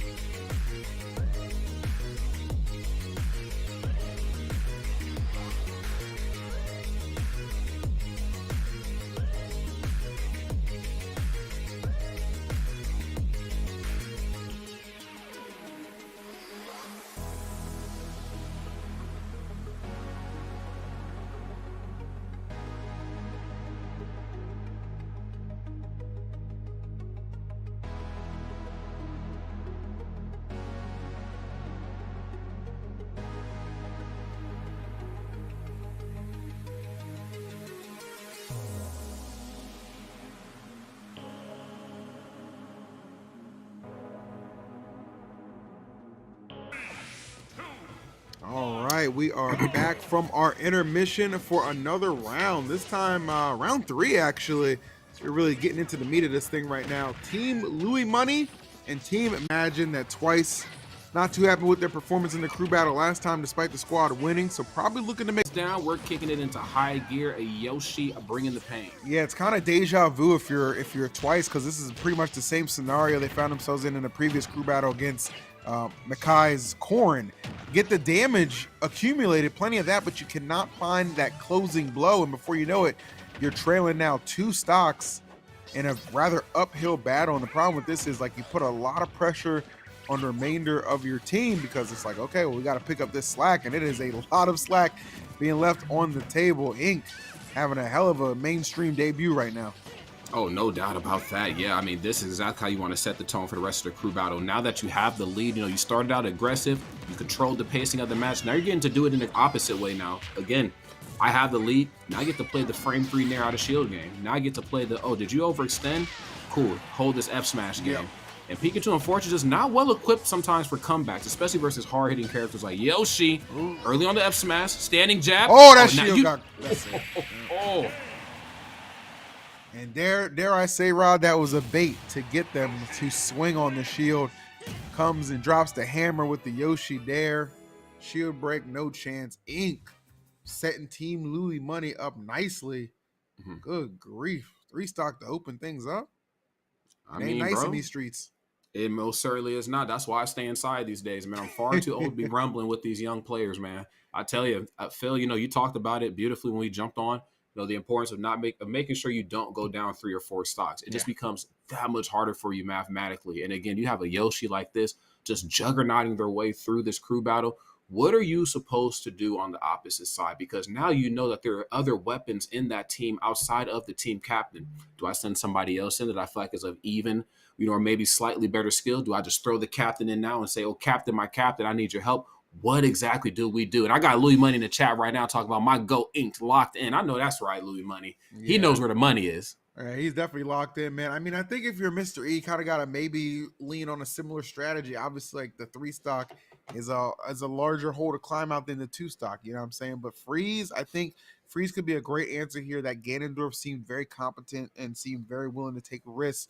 I think that's what you're going to need to make up a deficit like this. We know Yoshi, sometimes it takes a lot to kind of crack those stocks of Yoshi for sure. But I would honestly send Freeze in, unless because we didn't get a chance to see D play at all. D was not needed in the previous crew battle because Mr. E cleaned it up so well.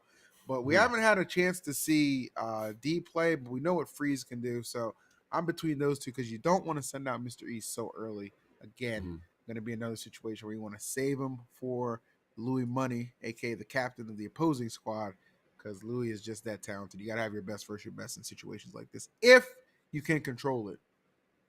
Yeah, and I think Louis Money is one of those players that I think really just kind of highlights the importance of crew battles. Especially given his play style, just these last so many years that he's really risen into prominence. He plays a phenomenal Palutena, probably top 5 in the world. He also plays one of the best, if not the best, Dr. Morrow, depending on who you ask.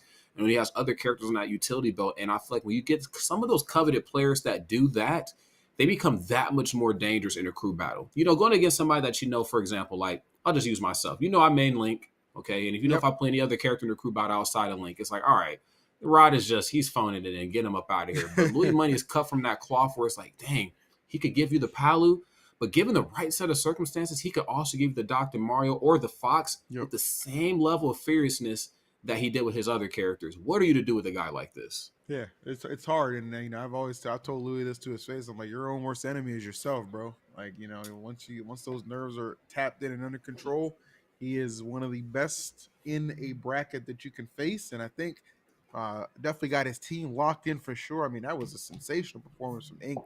Talk about getting the most out of your players. Louis still in tow as well, and you got Jesse Bear, who's a Donkey Kong player, and then Beast Rim, who pilots Me, Brawler, Sheik, and Young Link. So a lot of different ways to go about this. We shall see where the die gets casted and who Mystery wants to send out. Like I said, I think Freeze is going to be coming out. I think those hard hits from that Ganon are going to be what they rely on. Oh yeah. Ganondorf just knows how to clean shop. Curious to see how it's all going to unfold, but it looks like we are at the head-to-head right here, and it is Yoshi, and it is the Palutena, the goddess of light herself. Wow. All right. I mean, again, like I've been saying, we didn't get a chance to see D play in the previous crew battle because their services were not needed. Well, we need all of them right now, I'll tell you that much, because that Yoshi just absolutely obliterated twice his Pikachu, which is why he is not dropping a single stock, just coming into this, giving Louis' team a complete 3-0 or 3-stock lead. Let's see if Ink can hold that, or can D maybe chop into it. Not doing a bad job already. I'm seeing some good control and understanding of Palu off the rip. No, 100%. I think movement is such a big thing, I think, versus Palutena. And I think in her case, maybe the lack thereof movement. Now, of course, she can move on those feet of hers, but I think she's at her most dangerous when she has the lead and she's stationary. Yeah. Now you have to play her game. She might not be faster than most opponents. I think we all know that on paper. She does have that frame 5 there, but she has that dash attack and that back air most notably. And those are two very intangible moves that even when you think it's your turn, if I swing before you, you're cooked. On top of the fact that I got a weapon in my hand and I'm going up against Yoshi, I just statistically already had the advantage in this match. Whoa, wait a minute. Wow. And when you leave yourself vulnerable right there, he's just basically a sit and duck in that situation on the left side. That back air from Yoshi going to clean house. Drop zone there coming out from D. Not going to be able to find the up air. That would have definitely done it, but we'll take a forward tilt, control of the stage, and maybe the stock. Yeah, that'll do it for sure. Back to back on those forward tilts, going to pay off. That's right, man. We got the spin, but we needed the win on there. The second time got the job done, and now we are kind of more heads-to-head right here, just in terms of like percents. Of course, the stock count is telling a much, much different story for those of us who are just tuning in. Here's the Nair out of shield, though. Of course, looking really good up close. And again, that stationary gameplay, I talked about it before. I'll say it again. When she's standing still, she's waiting for you to jump into something she wants done. And of course, when you're the goddess of light, you can kind of make demands like that.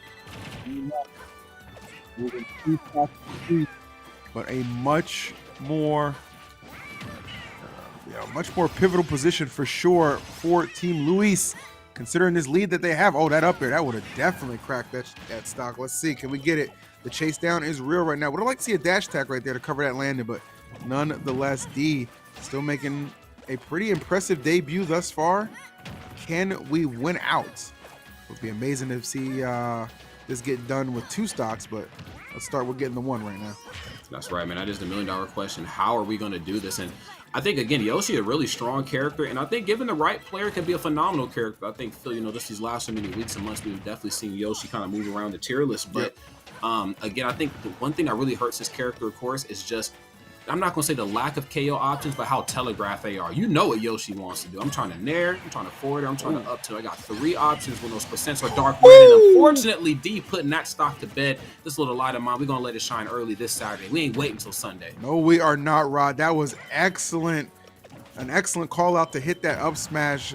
Good coverage on the recovery. And D really want an opportunity to play this super tight and give themselves an opportunity to make the deficit just a little smaller for the squad. Love the parries right there. Not doing anything out of it. A little hesitant to act in the back air. Going to shave off the stock. So right now, all D can really hope to do is just win the matchup and at least slim the deficit down from 3 to 2.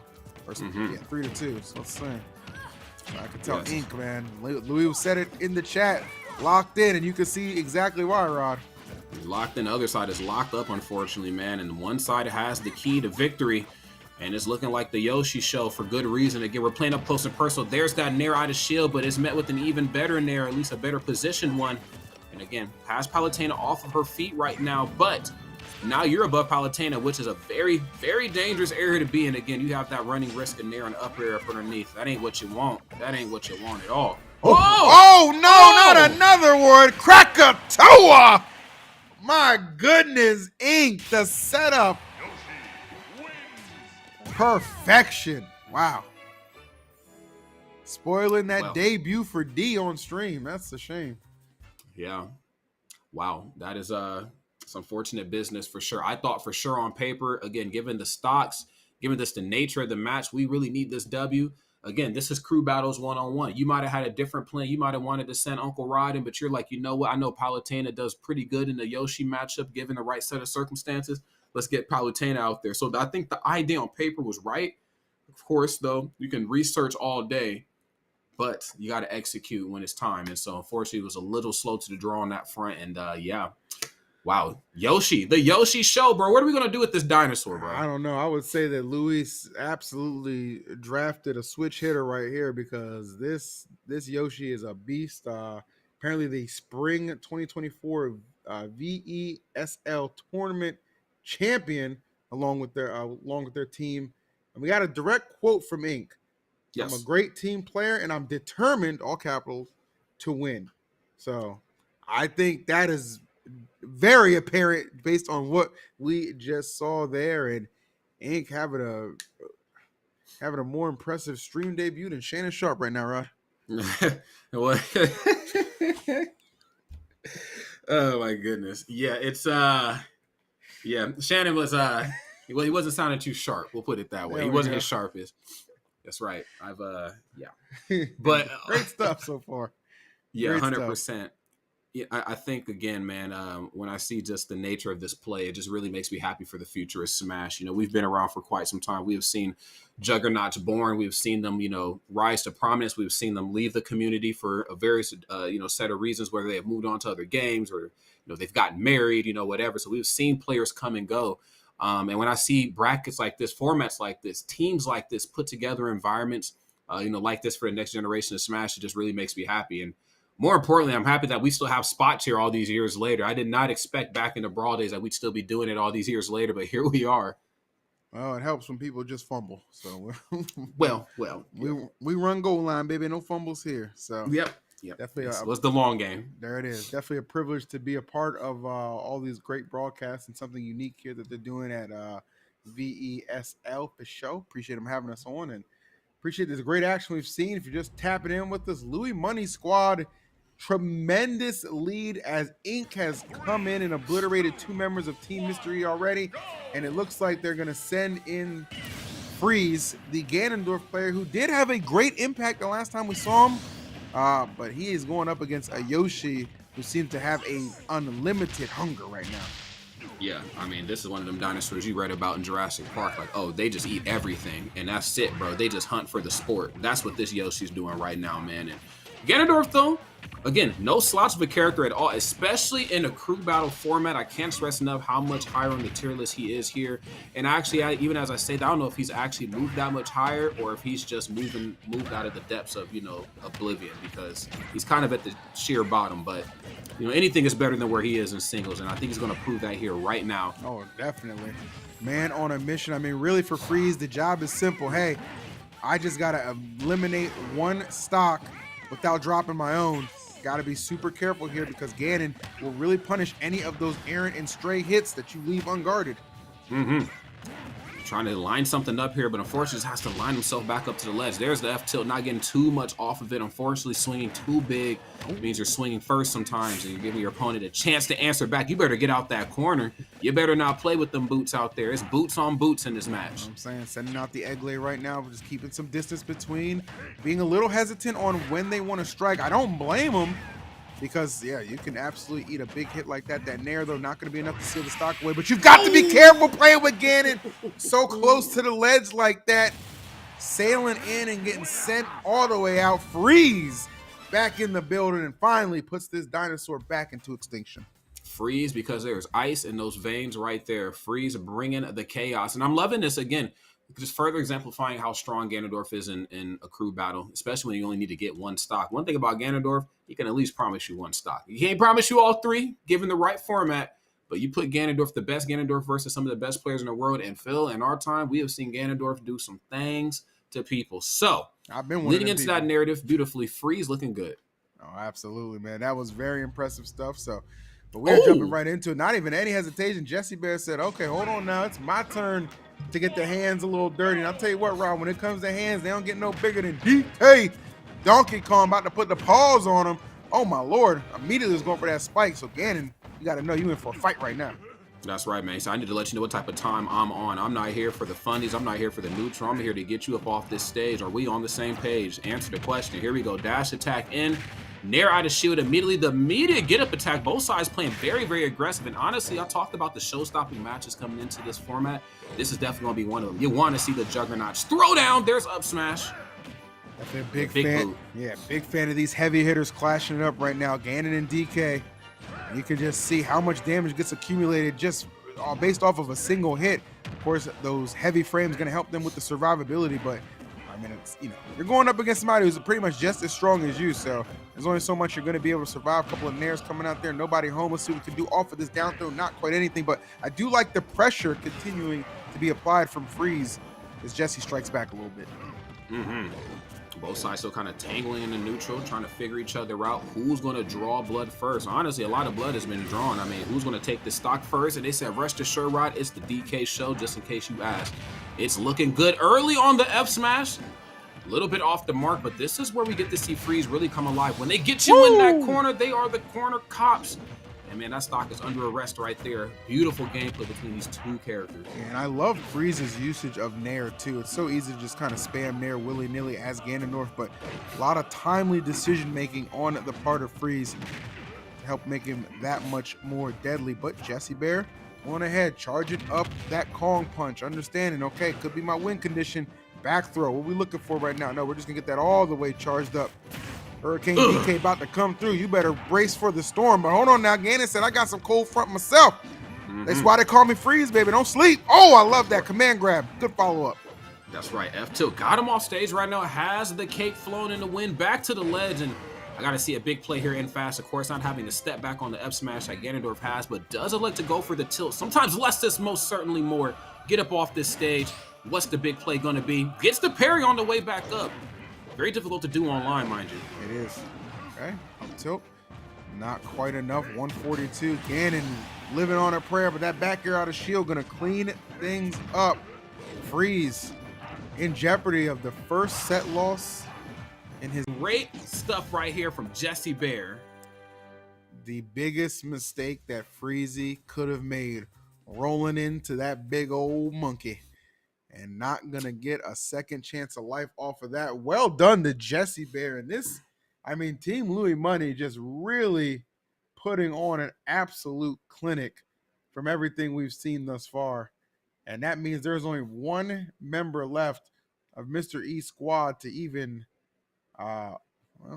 potentially give them a shot at this thing, man. Yeah, they're kind of running low right here. And it's Mr. E. That's right. That's it, the captain. It's up to you now, sir. And, I think given the nature of the matchup spread between Lucina or Marth, we've seen both from Mr. E. But either of those two characters versus DK, I'd imagine that, most of the Fire Emblem cast has the edge on DK. But just like Yoshi and just like DK and Melee, we have seen some of these what were thought to be maybe mid-tiers, low to mid-tiers, kind of move up and around the tier list, which is a wonderful sign that this community is still thriving and popular as ever. We get to kind of dictate where characters fall at the end of the day. But curious, man, Lucina, she has the ability to just stand there and swing that sword in a way that DK might struggle against. Yeah, I mean, really just kind of, comboing DK, keeping DK out. And of course, counter such a good answer to that up B recovery that DK does have trying to get back to the stage. So, I expect it to be a long day at the office for Jess Bear, especially off stage, but we'll see. I mean, when I look at the way that just this whole team, Louis' whole team has performed, it's been incredibly admirable. And the thing is, like, okay, Mr. E gets past Jess Bear. I mean, that's all fine and dandy, but can we talk about who's still left on the money or who's still left on that roster? Louis Money, their captain, as well as Beast Rim, who we haven't seen play yet, Me Brawler, Sheik, and Youngling player. So I can give you a couple different looks with that character lineup. It's gonna take a lot for Mr. E to do this one. Maybe a little bit more than he's got, but he's got 7 stocks to take. He's only got 3 of his own. We'll see how it goes down. Yeah, and I'm not saying that it's not possible. I mean, we have seen Mr. E actually in crew battles really rise to the occasion more times than not. Or really just any format of bracket, but specifically since we're talking about crew battles, we've definitely seen him make some big plays. But this, I'd have to argue, would probably be the biggest play that I've seen him ever make. And this isn't a shot at his gameplay in any other format. I mean, he's phenomenal, but bro, this is a lot of stocks and a lot of talent you got to hack away at. So if there's anybody that can do it, it's definitely Mr. E, and it starts here. Let's go ahead and see how we move through DK. All right, well, DK going to have to go ahead and move off of at least 2 of those 3. Get in, dash attack, going to clear a little bit of way. Let's see. Oh, I like what Jess is doing right there. Just a good awareness, and this is huge because Mr. E obviously wants to take that first stock off unimpeded, but mention like, yeah, that's going to be one of the difficult things for DK. When you get off stage, that counter interrupts that recovery perfectly. And sure enough, that's what Mr. E relied on to get that stock much needed, because when it was on stage, it was like a very even battle. Mm-hmm. Yeah, it was. I mean, they were just kind of holding forward versus each other in a way that you kind of want to see in a crew battle. I think at times people go in with these crazy strategies and you get to see these slow matches and both sides play this intellectual game of chess. You know what? I ain't here for that. I need to see fur flying. I need to see armor on the ground. I need to see teeth over there. Like, I want to see characters throw down, and I'm glad both sides gave us that, albeit one side had a couple more stocks than the other. Still, great stuff right there to Mr. E. All right, well, who will they send against Mr. E will be the question. We have a captain showdown here with Louis, of course, the Palutena expert. No, it's actually going to be Beast Rim. Beast Rim saying, you know what, Louis? Sit back, boss. Kick your feet up. I'll handle this one. Mm-hmm. All right. Well, let's see how it all goes down. You know, it's not uncommon to see the Mies in this current state of Ultimate. You know, we've seen, I think all three of them really get their time in that position, and he's just going to kind of rinse and repeat, because Beast Rim not really giving him a reason to respect any other option right now, right? So this really could just kind of come down to the captains at this rate. Beast Rim, please, let's go. We already know those Mies, man. They can kind of just surprise you with their KOs at times, and we see Beast Rim just throwing them out right now, trying to land something, anything. He'll settle for a back air. By my calculations, Rod, that means Mr. E, 4 out of the 7 stocks has been claimed, but the next 3 he has to get off are on Louis money. However, yes, they are on even footing though, because they both have 3 stocks. That lead that Ink really gave the team kind of squandered away a little bit by I want to say Beast Rim. No disrespect, but we all saw it. Yeah, you know, me Brawler especially, I would get caught in those habits. I'm gonna be real. That character, when things were going well, very much like Fox, very much like Sonic for part of his toolkit. You know, when you go in and you get that one initial hit, it turns into so many other hits. But when those hits don't land, how do you adjust your game plan? I think that's something that, you know, he might want to go back and watch these matches to figure out in the future, because Agreed. That was a bit of a tough one. But now we got the captains, the juggernauts with caution, okay? In this corner, I'm going to go for the double teleport right to the ledge. Again, I got to play this one as safe as ever. I'm in the lead, but the lead can definitely be snatched away from me by somebody as talented as Mr. E. I just can't just come back onto the stage willy-nilly now. Game ain't been the same since they added that. Oof. Nice. I like that. Auto shield options right. Like that bit of a split-second decision-making right there from him, but about to lose this lead, though. Whoa! Fall off in there. Yeah. Now we're chilling, bro.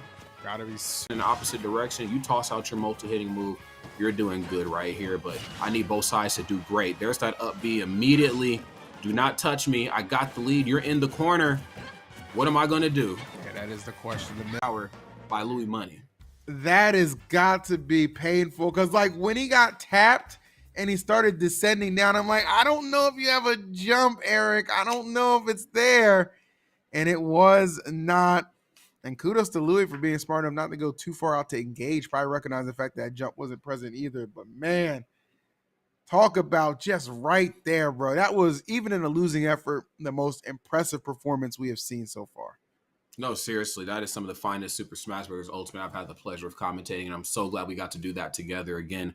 It just goes to show, and for everybody out there who's a little curious about how this game operates, you know, it is a fighting game at heart, and fundamentals are better than anything else. And I think Mr. E has that down pat, and we got to see that on prominent display. I think if the situation was a little different, he didn't have to take as many stocks, he probably would have won that. But you got to factor in fatigue, both physically and mentally. You know, the narrative of the match, which is weighing heavily on you. I got to basically clean up my team's mess, and almost did it. So kudos to Mr. E, again, a brawl legend.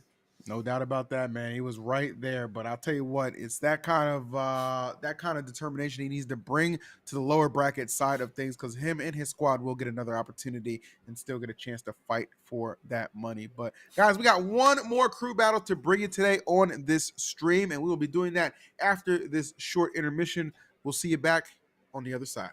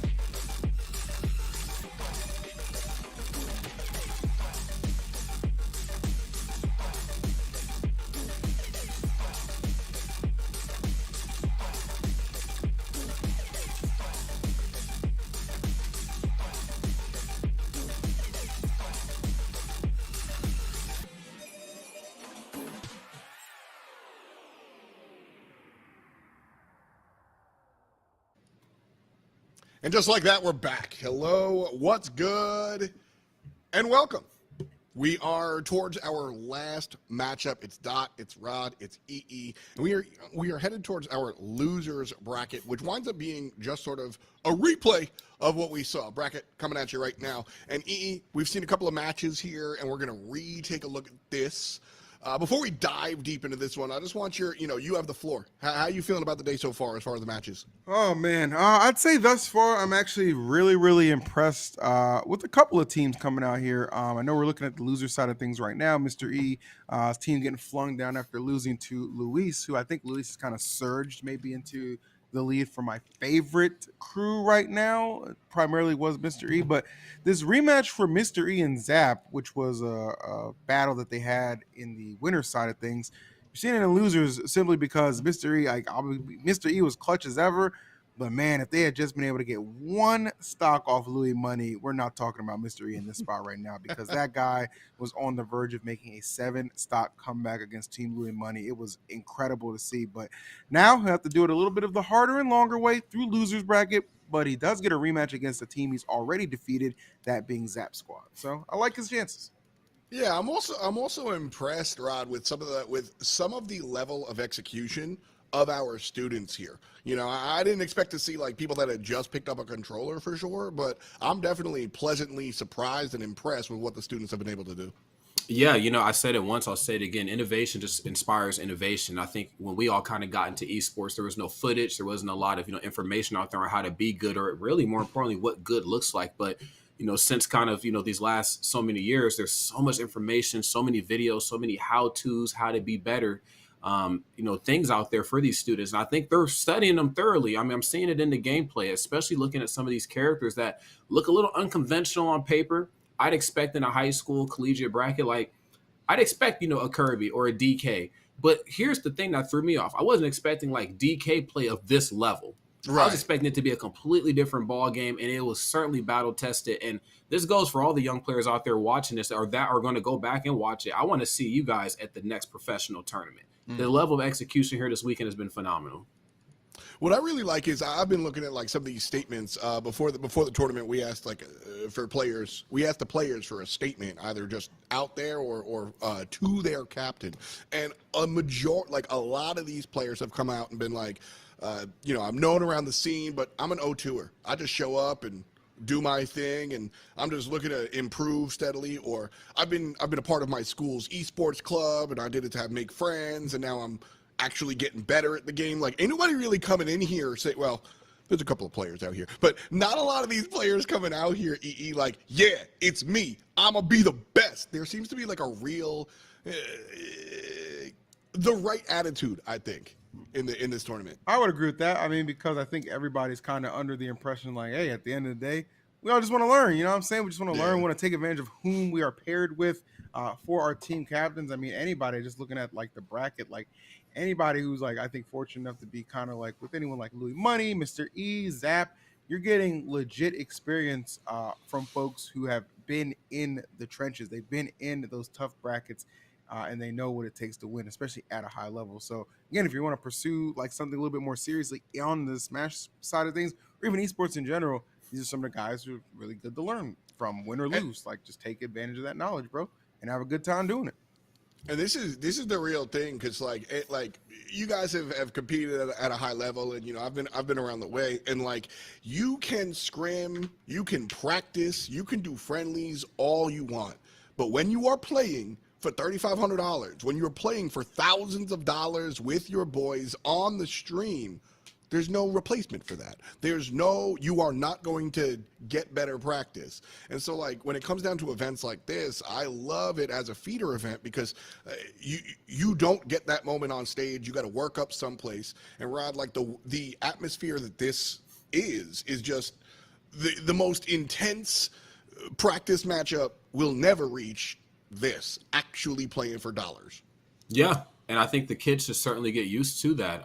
We have seen a lot of formats, a lot of charity brackets, a lot of brackets that are really just for fun, that have a good cause on the other side of them. And we're just getting a chance to kind of see our favorite players do like the all-star game thing, where like we're kind of taking it serious. You see, or we synced up, bro, because it feels like awesome, but now we're seeing it for money.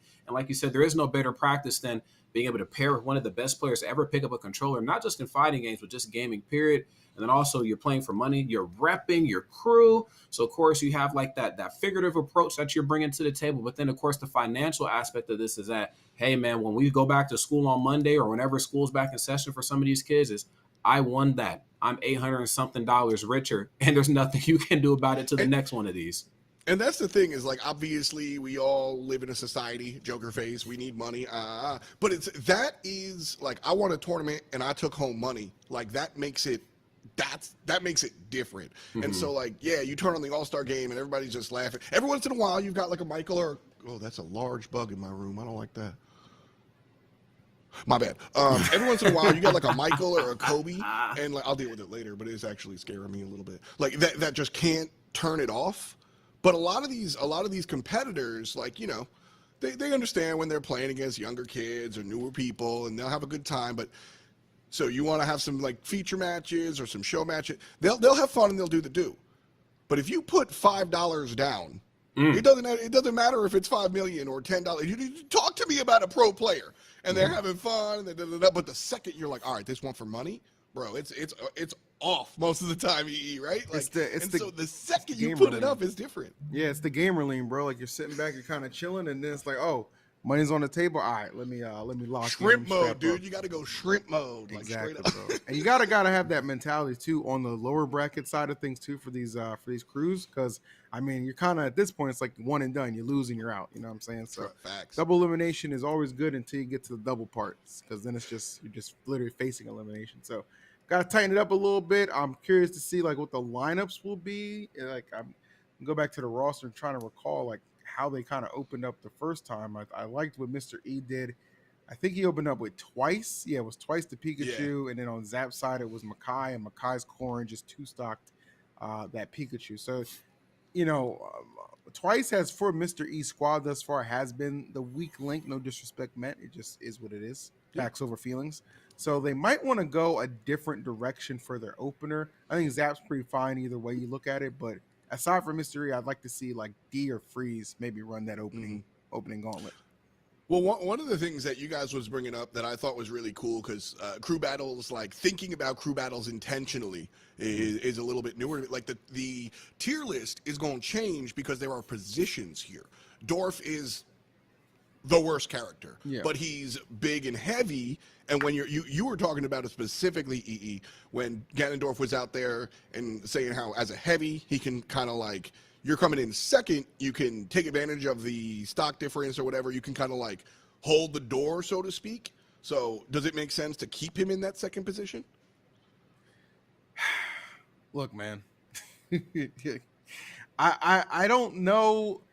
It's basically like you have to have enough faith in your teammate where it's just like, okay, it doesn't really matter where I'm going to send you, but we can definitely get the job done. But you got to be realistic in your pick too. That's why I think like a little bit of a shakeup could just be good for mentality's sake. Like if you're not opening up, maybe it alleviates a little bit of pressure, and that alone can be a difference maker.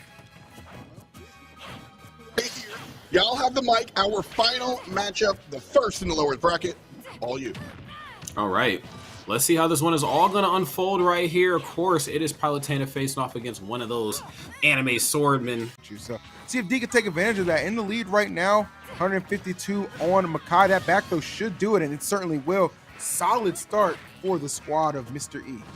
That's right, man. This is exactly the tone you want to set as you kick the match off. You know, Corrin is such a tricky character. We will see how dangerous she is up close and personal. Just even catching rolls with her F smash, that frame 5 down tilt. I mean, she can really get things started early on. Best to not even let that spark get ignited. You know what I'm saying? Don't let it stay lit. Let's just thing.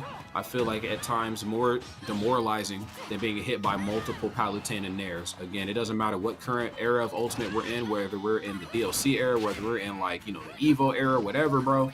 You get hit with a couple Palu aerials, and it really makes you start second-guessing life. So, great stuff right here. Of course, one side really maintaining this lead here, and for good reason. This is what Palutena does. She just beats you down to submission. Then she forces you to have to play her game, punishing these weird landings. I'd like to see D advance a little bit more, like putting some space between them to get the explosive flames going. But like when you have Corrin up there just having to be forced to land, like try and cover that landing. That dash attack could easily clear out that stock if you could time it right. Okay. And of course, Nair on the way back down. And of course, again, there's that explosive flame, but this time use a little bit closer, maybe a little bit too close. Just going to walk right up and go for the back throw. And honestly, I don't blame him. Sometimes if you let a person do something long enough, they'll tell on themselves. So great stuff right here. D, of course, looking phenomenal.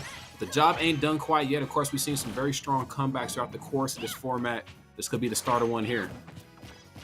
Uh-oh. Yeah, just go ahead and continue to get Corn off stage. I like what I'm seeing out of D. Just trying to get that weird angle where that up smash can kind of, it's almost stage spike in a way, but not going to connect on that one. Oh, no. What are we doing? Come on. You had all that room to recover, and you still choose self-destruction. That is unfortunate. What could have been perhaps a 2-stock to open things up. Going to actually give Makai a little bit of light at the end of this tunnel rod. Yeah, possibly a second lease on life. We're going to have to see how it plays out again. Both parties kind of approaching as well with a very similar mentality. They're holding forward, but in two very, very different ways. Reflect. You know how this goes, man. You use a projectile from the other side of the room, and I got enough time to get stationary and see it coming. I'm going to reflect that every time. But you can't reflect this dash attack, though. That's invincible all up in your face. Not going to be enough right here, unfortunately, to get this stock taken just yet. We've seen 2 stocks taken, I believe, to back throw, and for good reason, but I'd hate to see a third one. Oh, okay, D trying to put it away right there with the forward smash. Going to clash on the landing. Let's see what we got. Slowly but surely, we're starting to see Makai chip away a little bit. The right pin at the right spot off stage or at that ledge could actually catch. What no, the? Why was there not just dash attack? I guess Looking trying to go for fancy. a big pickup or something? I don't know what that was, but you need to close this game out now, D. What are you doing? Your team needs you. Your team definitely needs you, like yesterday. And yeah, maybe looking for the big play. Again, looking at the name of this event, the Creator Draft. Of a lead as it could have been.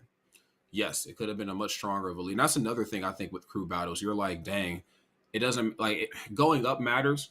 But I'd almost argue sometimes how you go up matters too. Like, am I going to really drag this match out and try to figure my opponent out? Am I going to try to get them going like yesterday? Am I trying to go into this with just, hey, just take one and you'll be good? That's a completely different mentality up top than it is to say, I want to go in and get all 3 taken. I mean, there's so much, I think, kind of working with you and against you in a crew battle. So, yeah, regardless, they were still able to get it done, but I think the road now becomes a little bit more difficult. You still got the lead, but it's only by 1 stock. Here's what needs to happen right now. Whomever that Team Zap elects to send in, we know it's not going to be Zap. Zap's going to save himself, and he's definitely going to want a little rematch, measure of revenge against Mr. E from what happened in Winners. But you're between Nebulous on the Kirby, Olive on the Bowser Jr. Ice Climbers. We saw Bowser Jr. was the case last time.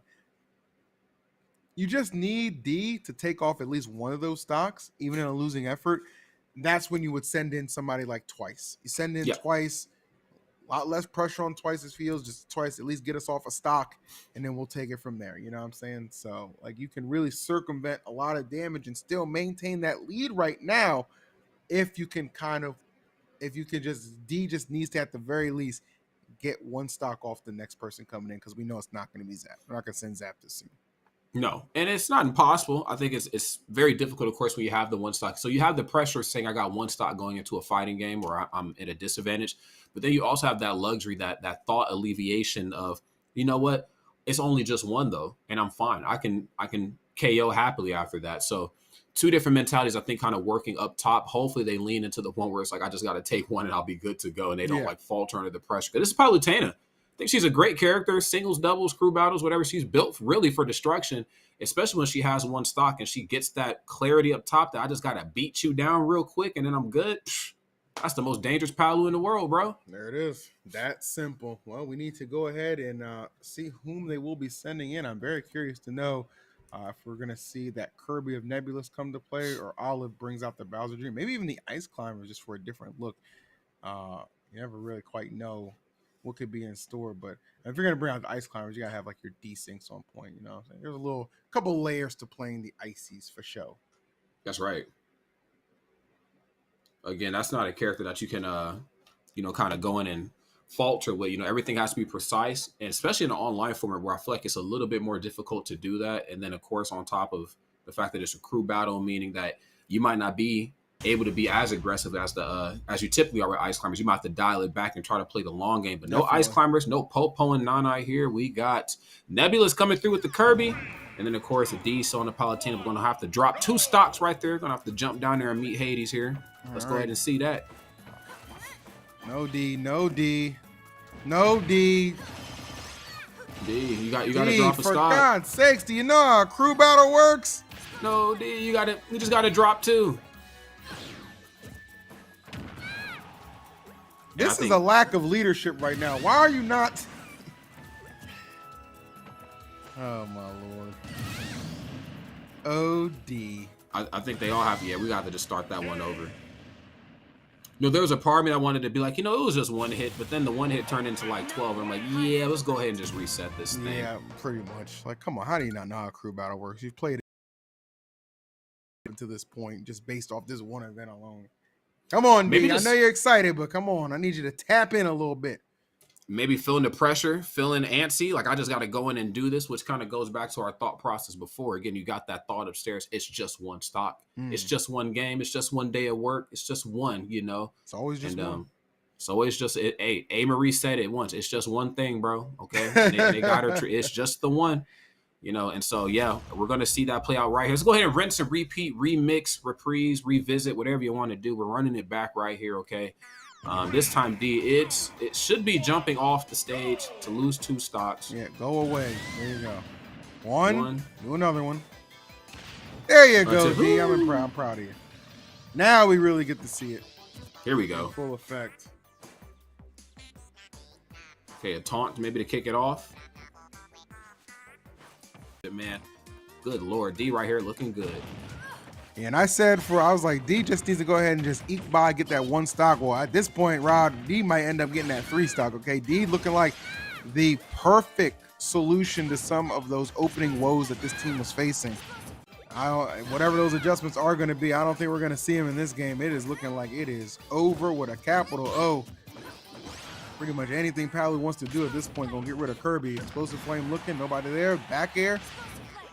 So you know how many times I've been just swallowed and thrown off stage, bro? And I'm like, well, there's the match. It happens. But when that doesn't work, though, you have to adjust. If you're going to keep going high and not anticipate your opponent using up smash to catch you up in the blast zone, I mean, you're just doing the work for them. You are. And you see what happens when you give somebody an inch, they take a mile, and it just keep on going and going and going. That was insanity, to say the least. So a lot of decisions going to have to be made right now for Zap's side. I mean, at this point, it's like, all right, we just send in Olive just for the hell of it, and Zap just plays the back line like the last line of defense, or does Zap try and start digging them out this immense hole that they are facing right now? I don't necessarily know the answer to that, but I'm eager to find out what the solution will be. Yeah, I am too. Palutena is looking like one of the more formidable ones that I've had the pleasure of seeing. And, again, I think sometimes, you see a player of this stature, it kind of just sets the tone for the rest of the crew battle. I've taken so many stocks. At this point, I can just kind of KO with ease. I mean, if somebody comes through and cleans me up real quick, I'm actually okay with that. My job is done. Okay, I didn't clocked out for the day. I'm out of here. You ain't lying. I'm gonna just put them on blast. Apparently, there's being a dispute about the last match. I'm gonna put y'all on blast. Dispute? Oh, am I not looking in the Discord? Here I am not doing my homework. Live comms chat. That's what I always read. So what, pray tell, could be the dispute, I wonder? Dun dun. Apparently has something to do with the start. I mean, play. They were supposed to taunt. Oh, Lord have mercy. Look, we all saw what we all saw, okay? You're going to tell me a taunt start is the difference between what we just saw? If you want to get thrown into the fire again, do it. Do it. Taunt wasn't bound. Oh, well, yeah, I guess so. We did see the triple T bag. I'm going to give them a hard time because it's funny. All right. Done it. Well, they might run that back. I think maybe. Hold, everybody hold. We're all learning together. That's the fun thing about a live interactive stream is we get to learn together.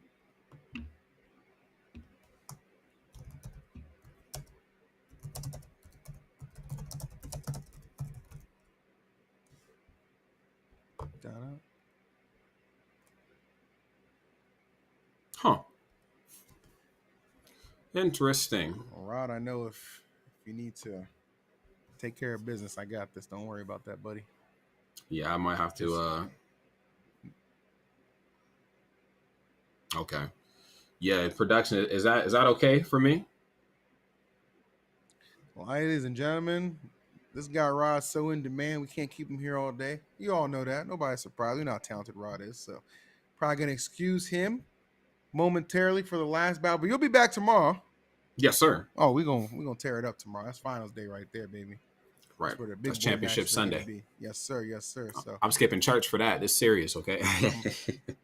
Nah, they can never do that. Not the skipping church. Oh my goodness. All right, we're gonna send to a quick break, and when we come back, we will have the conclusion of today's action. See you in a bit.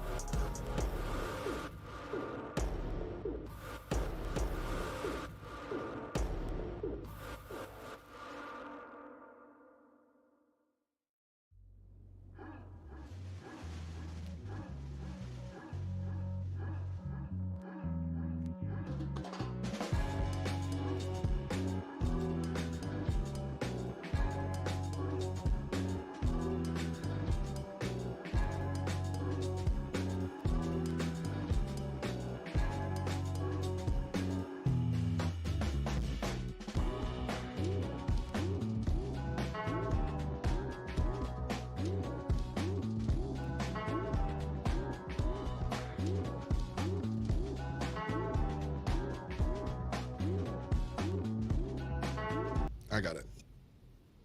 Hey, friends, welcome back. It's F. Dot here, not Rod. He had to go. He will be back tomorrow, though. So, of course, we still got EE on the line. D versus Zap. And Zap coming through with that Bowser Jr. that we were talking about beforehand. D finally figured out how to work crew battles as well. So, yeah, it's amazing. Excited to jump on into this one. Yeah, no doubt about that. So bringing out Zap here, I mean, I guess at this point it's just all about kind of not so much stopping the bleeding, but maybe containing it, because they've already lost two players at the hands of D, who one could argue should even have two stocks here if it wasn't for an untimely SD in their first encounter. But going to take it to their crew captain, that being the one and only Zap. And I'll tell you right now, F. Dot, if D is able to get this stock off of Zap before Zap claims it first, you could pretty much wrap this one up. I mean, that's huge, right? Because essentially, like, no disrespect to our student players, we expect the captains to be a higher level than everybody else, and so the two captains should be an even matchup. And so if you can put your captain versus the other player, exactly. That all you're looking to do is strip one stock, which right now, I mean, looking a little bit rough for Palu, but she's able to get back onto the stage. So not a huge issue, but the missed B. And here comes...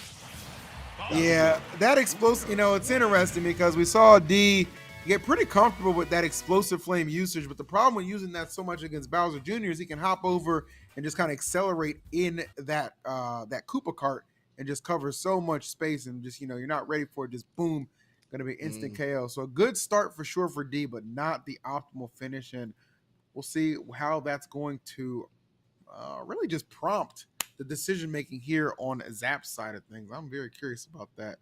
Or Mr. Also, E's when side you of things, I climb, should say. I think right now F-Dot might be the time to just, because I'm gonna be honest, I don't foresee Twice taking a stock off Zap, but I could see Freeze as Ganondorf doing it. right, and that's kind of like who we're looking at. You know, Ganondorf. You were talking a little. I started talking about it. I want to talk more about it. This idea of like, I know it like an anchor character when we talk about like different like races or whatnot. But when we look at like Ganondorf here, not an anchor. Is there a term for like this middle of the crew guy whose job is to just hold up?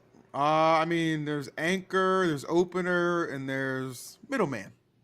Yeah. Okay. Might be the Word. So middleman. you see, there it is. I love when commentators create words off rip, but like, you get your middleman. His job, and you know what? It works because his job, the next player's job, is to facilitate. Just like deliver this to your third in the best possible scenario. I don't think you expect, or I mean, obviously, any player 3-0 A+, but you're not looking for that from your number 2. You're looking for that from your number 3 or 4. Right, from your middleman, you're just looking to like, all right, just gonna get it to the other players as easy as possible. Yeah, it's a big part of it. You're almost just kind of waiting in the water right there. Like you just kind of got to just hold steady. Just don't put us any further behind. If you get us a little more ahead, that's awesome too. But yeah, there's a couple different ways to look at this. You know what? I'm kind of curious.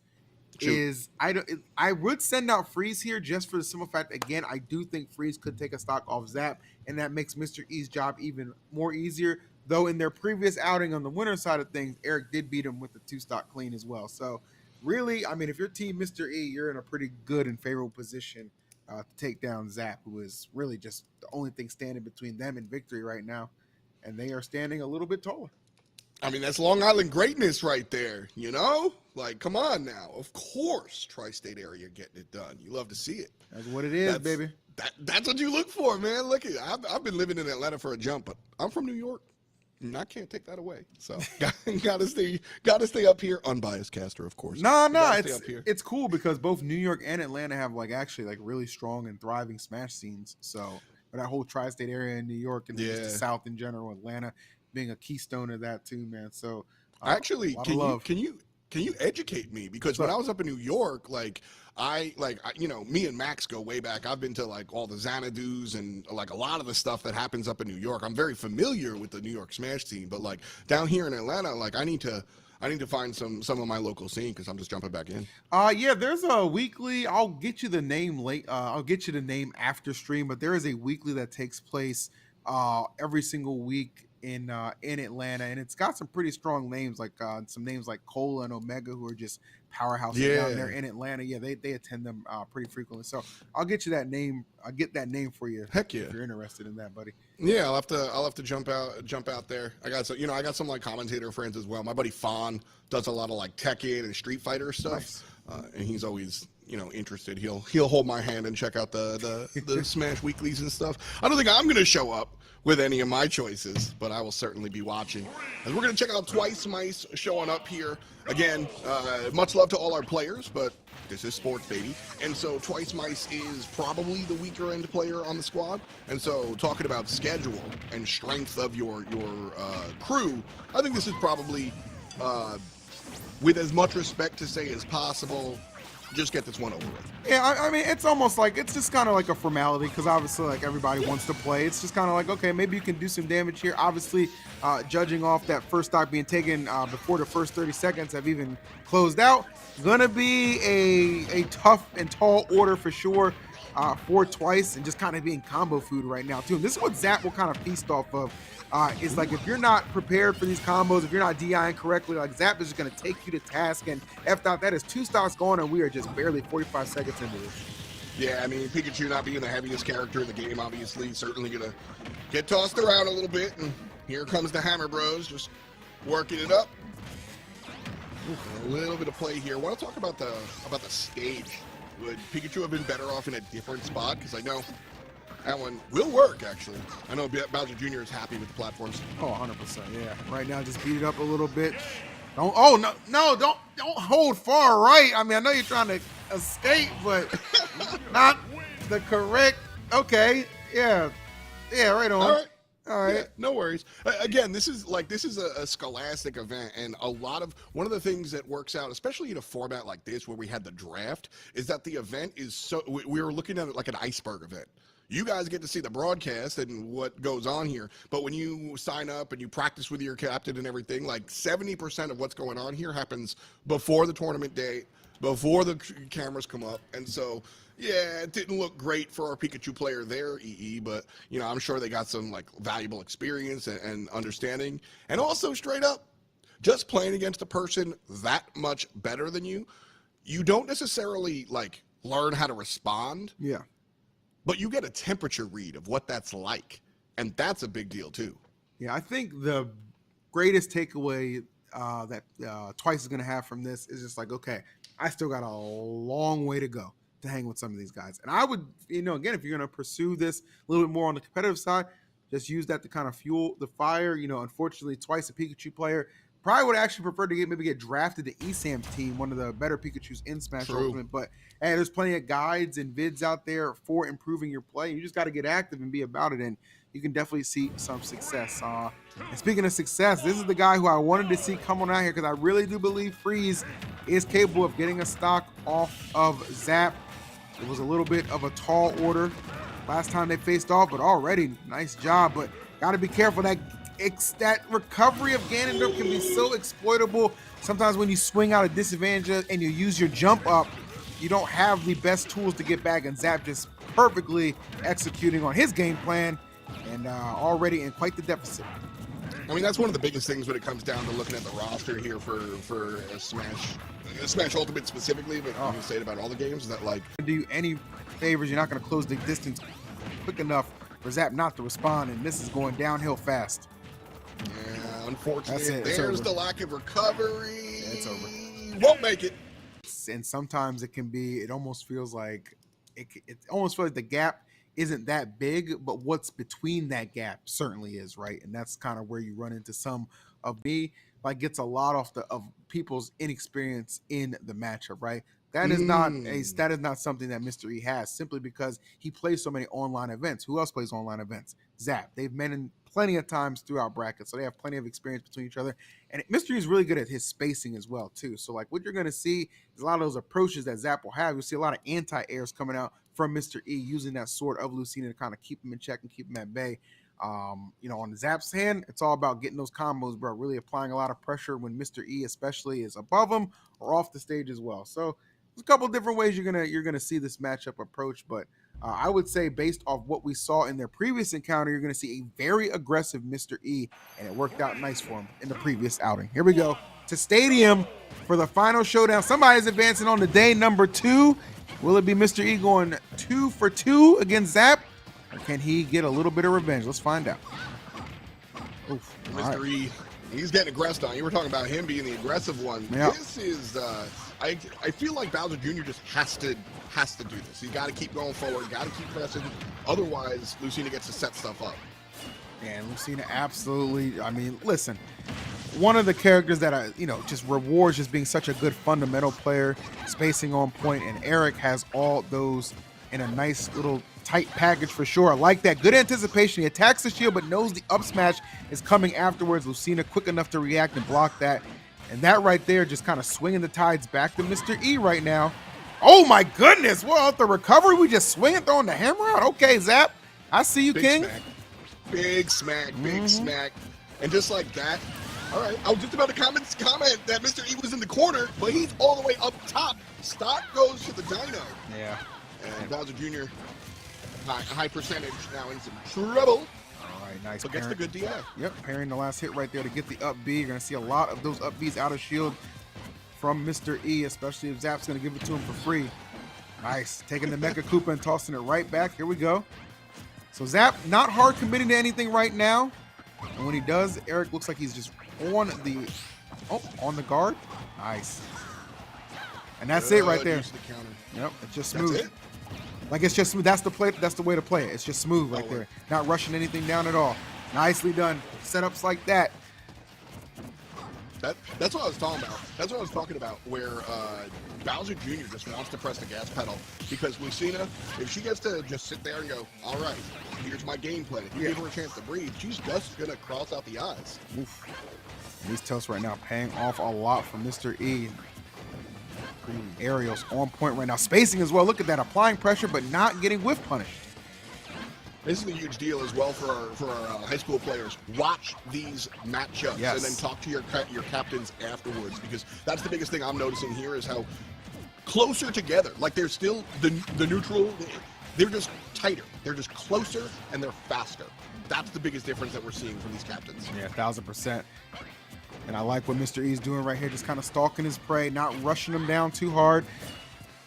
Ooh, okay, a little overzealous with that up B, but I understand. He just wants to get full stage control.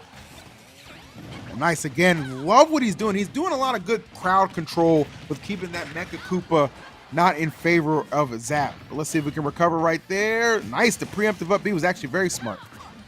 I really like how Bowser Jr. here, Zap has had some trouble, right? He's gonna fall down. No, he's just not quick.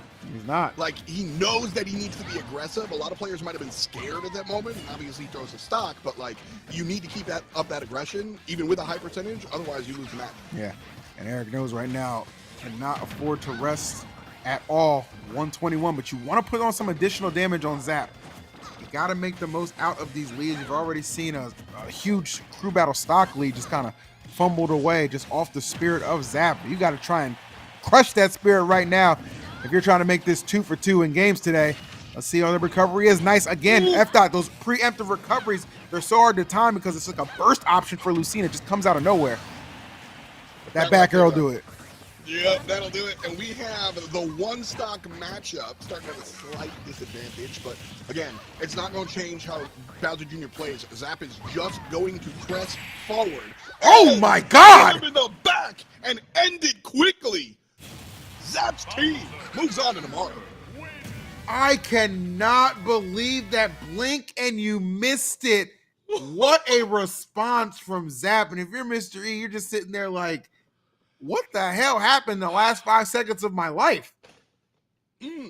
Oh, man. Pour one out for the island, unfortunately. But you know what? Like, that, again, I mentioned it. I want to hit it here because I think Bowser Jr., that unbridled aggression, Zap just understood the assignment, you know?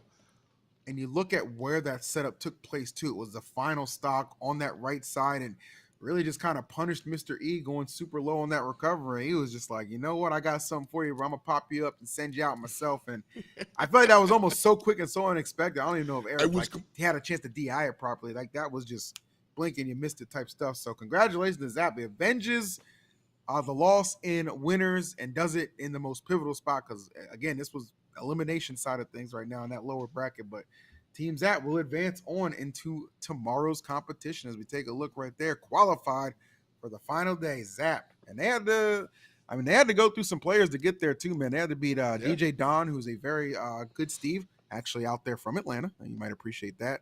Okay. Also, a Mook right there, his squad, the Jigglypuff player, and then Mr. E in the run back gets it done. So 3 in a row for Zap's squad, going to earn them a place in tomorrow's final day competition. And then here we get a chance to look at the bracket that we jumped into today at the beginning of the broadcast. Our first match, it's funny, our first match was that Amok and Web matchup, and then we moved on. But you see all the nonsense going on here. And Luis, I will be honest, and I want your take. That match, that team seemed to be the hottest squad out here. I think of the squads we have that we got a chance to see. Because remember, this is just Group A.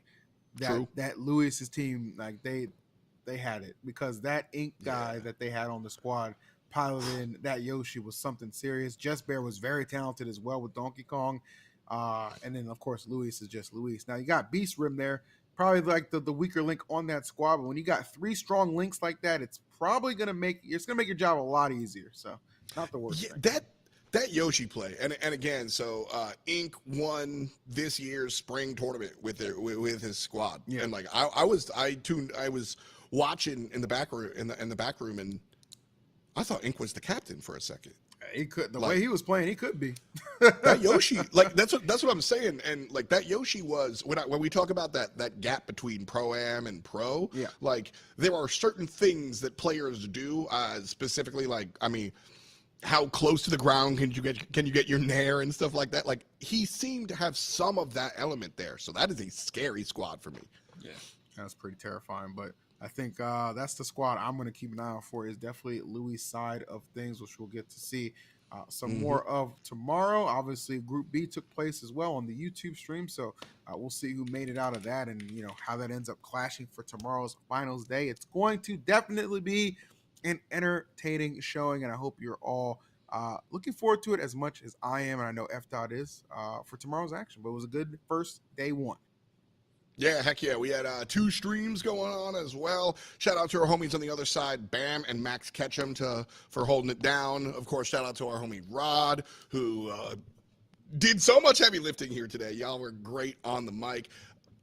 Shout out to me. And shout out to chat for hanging out with us and doing all this stuff. Shout out LeBron. Shout out the world. I want to appreciate all you guys. Tomorrow we're back, though, and we've got the finals Twitch exclusively. And so, anything you want to say before we say goodbye? No, just tune in tomorrow. It's going to be a good show, and I can't wait to crown a winner.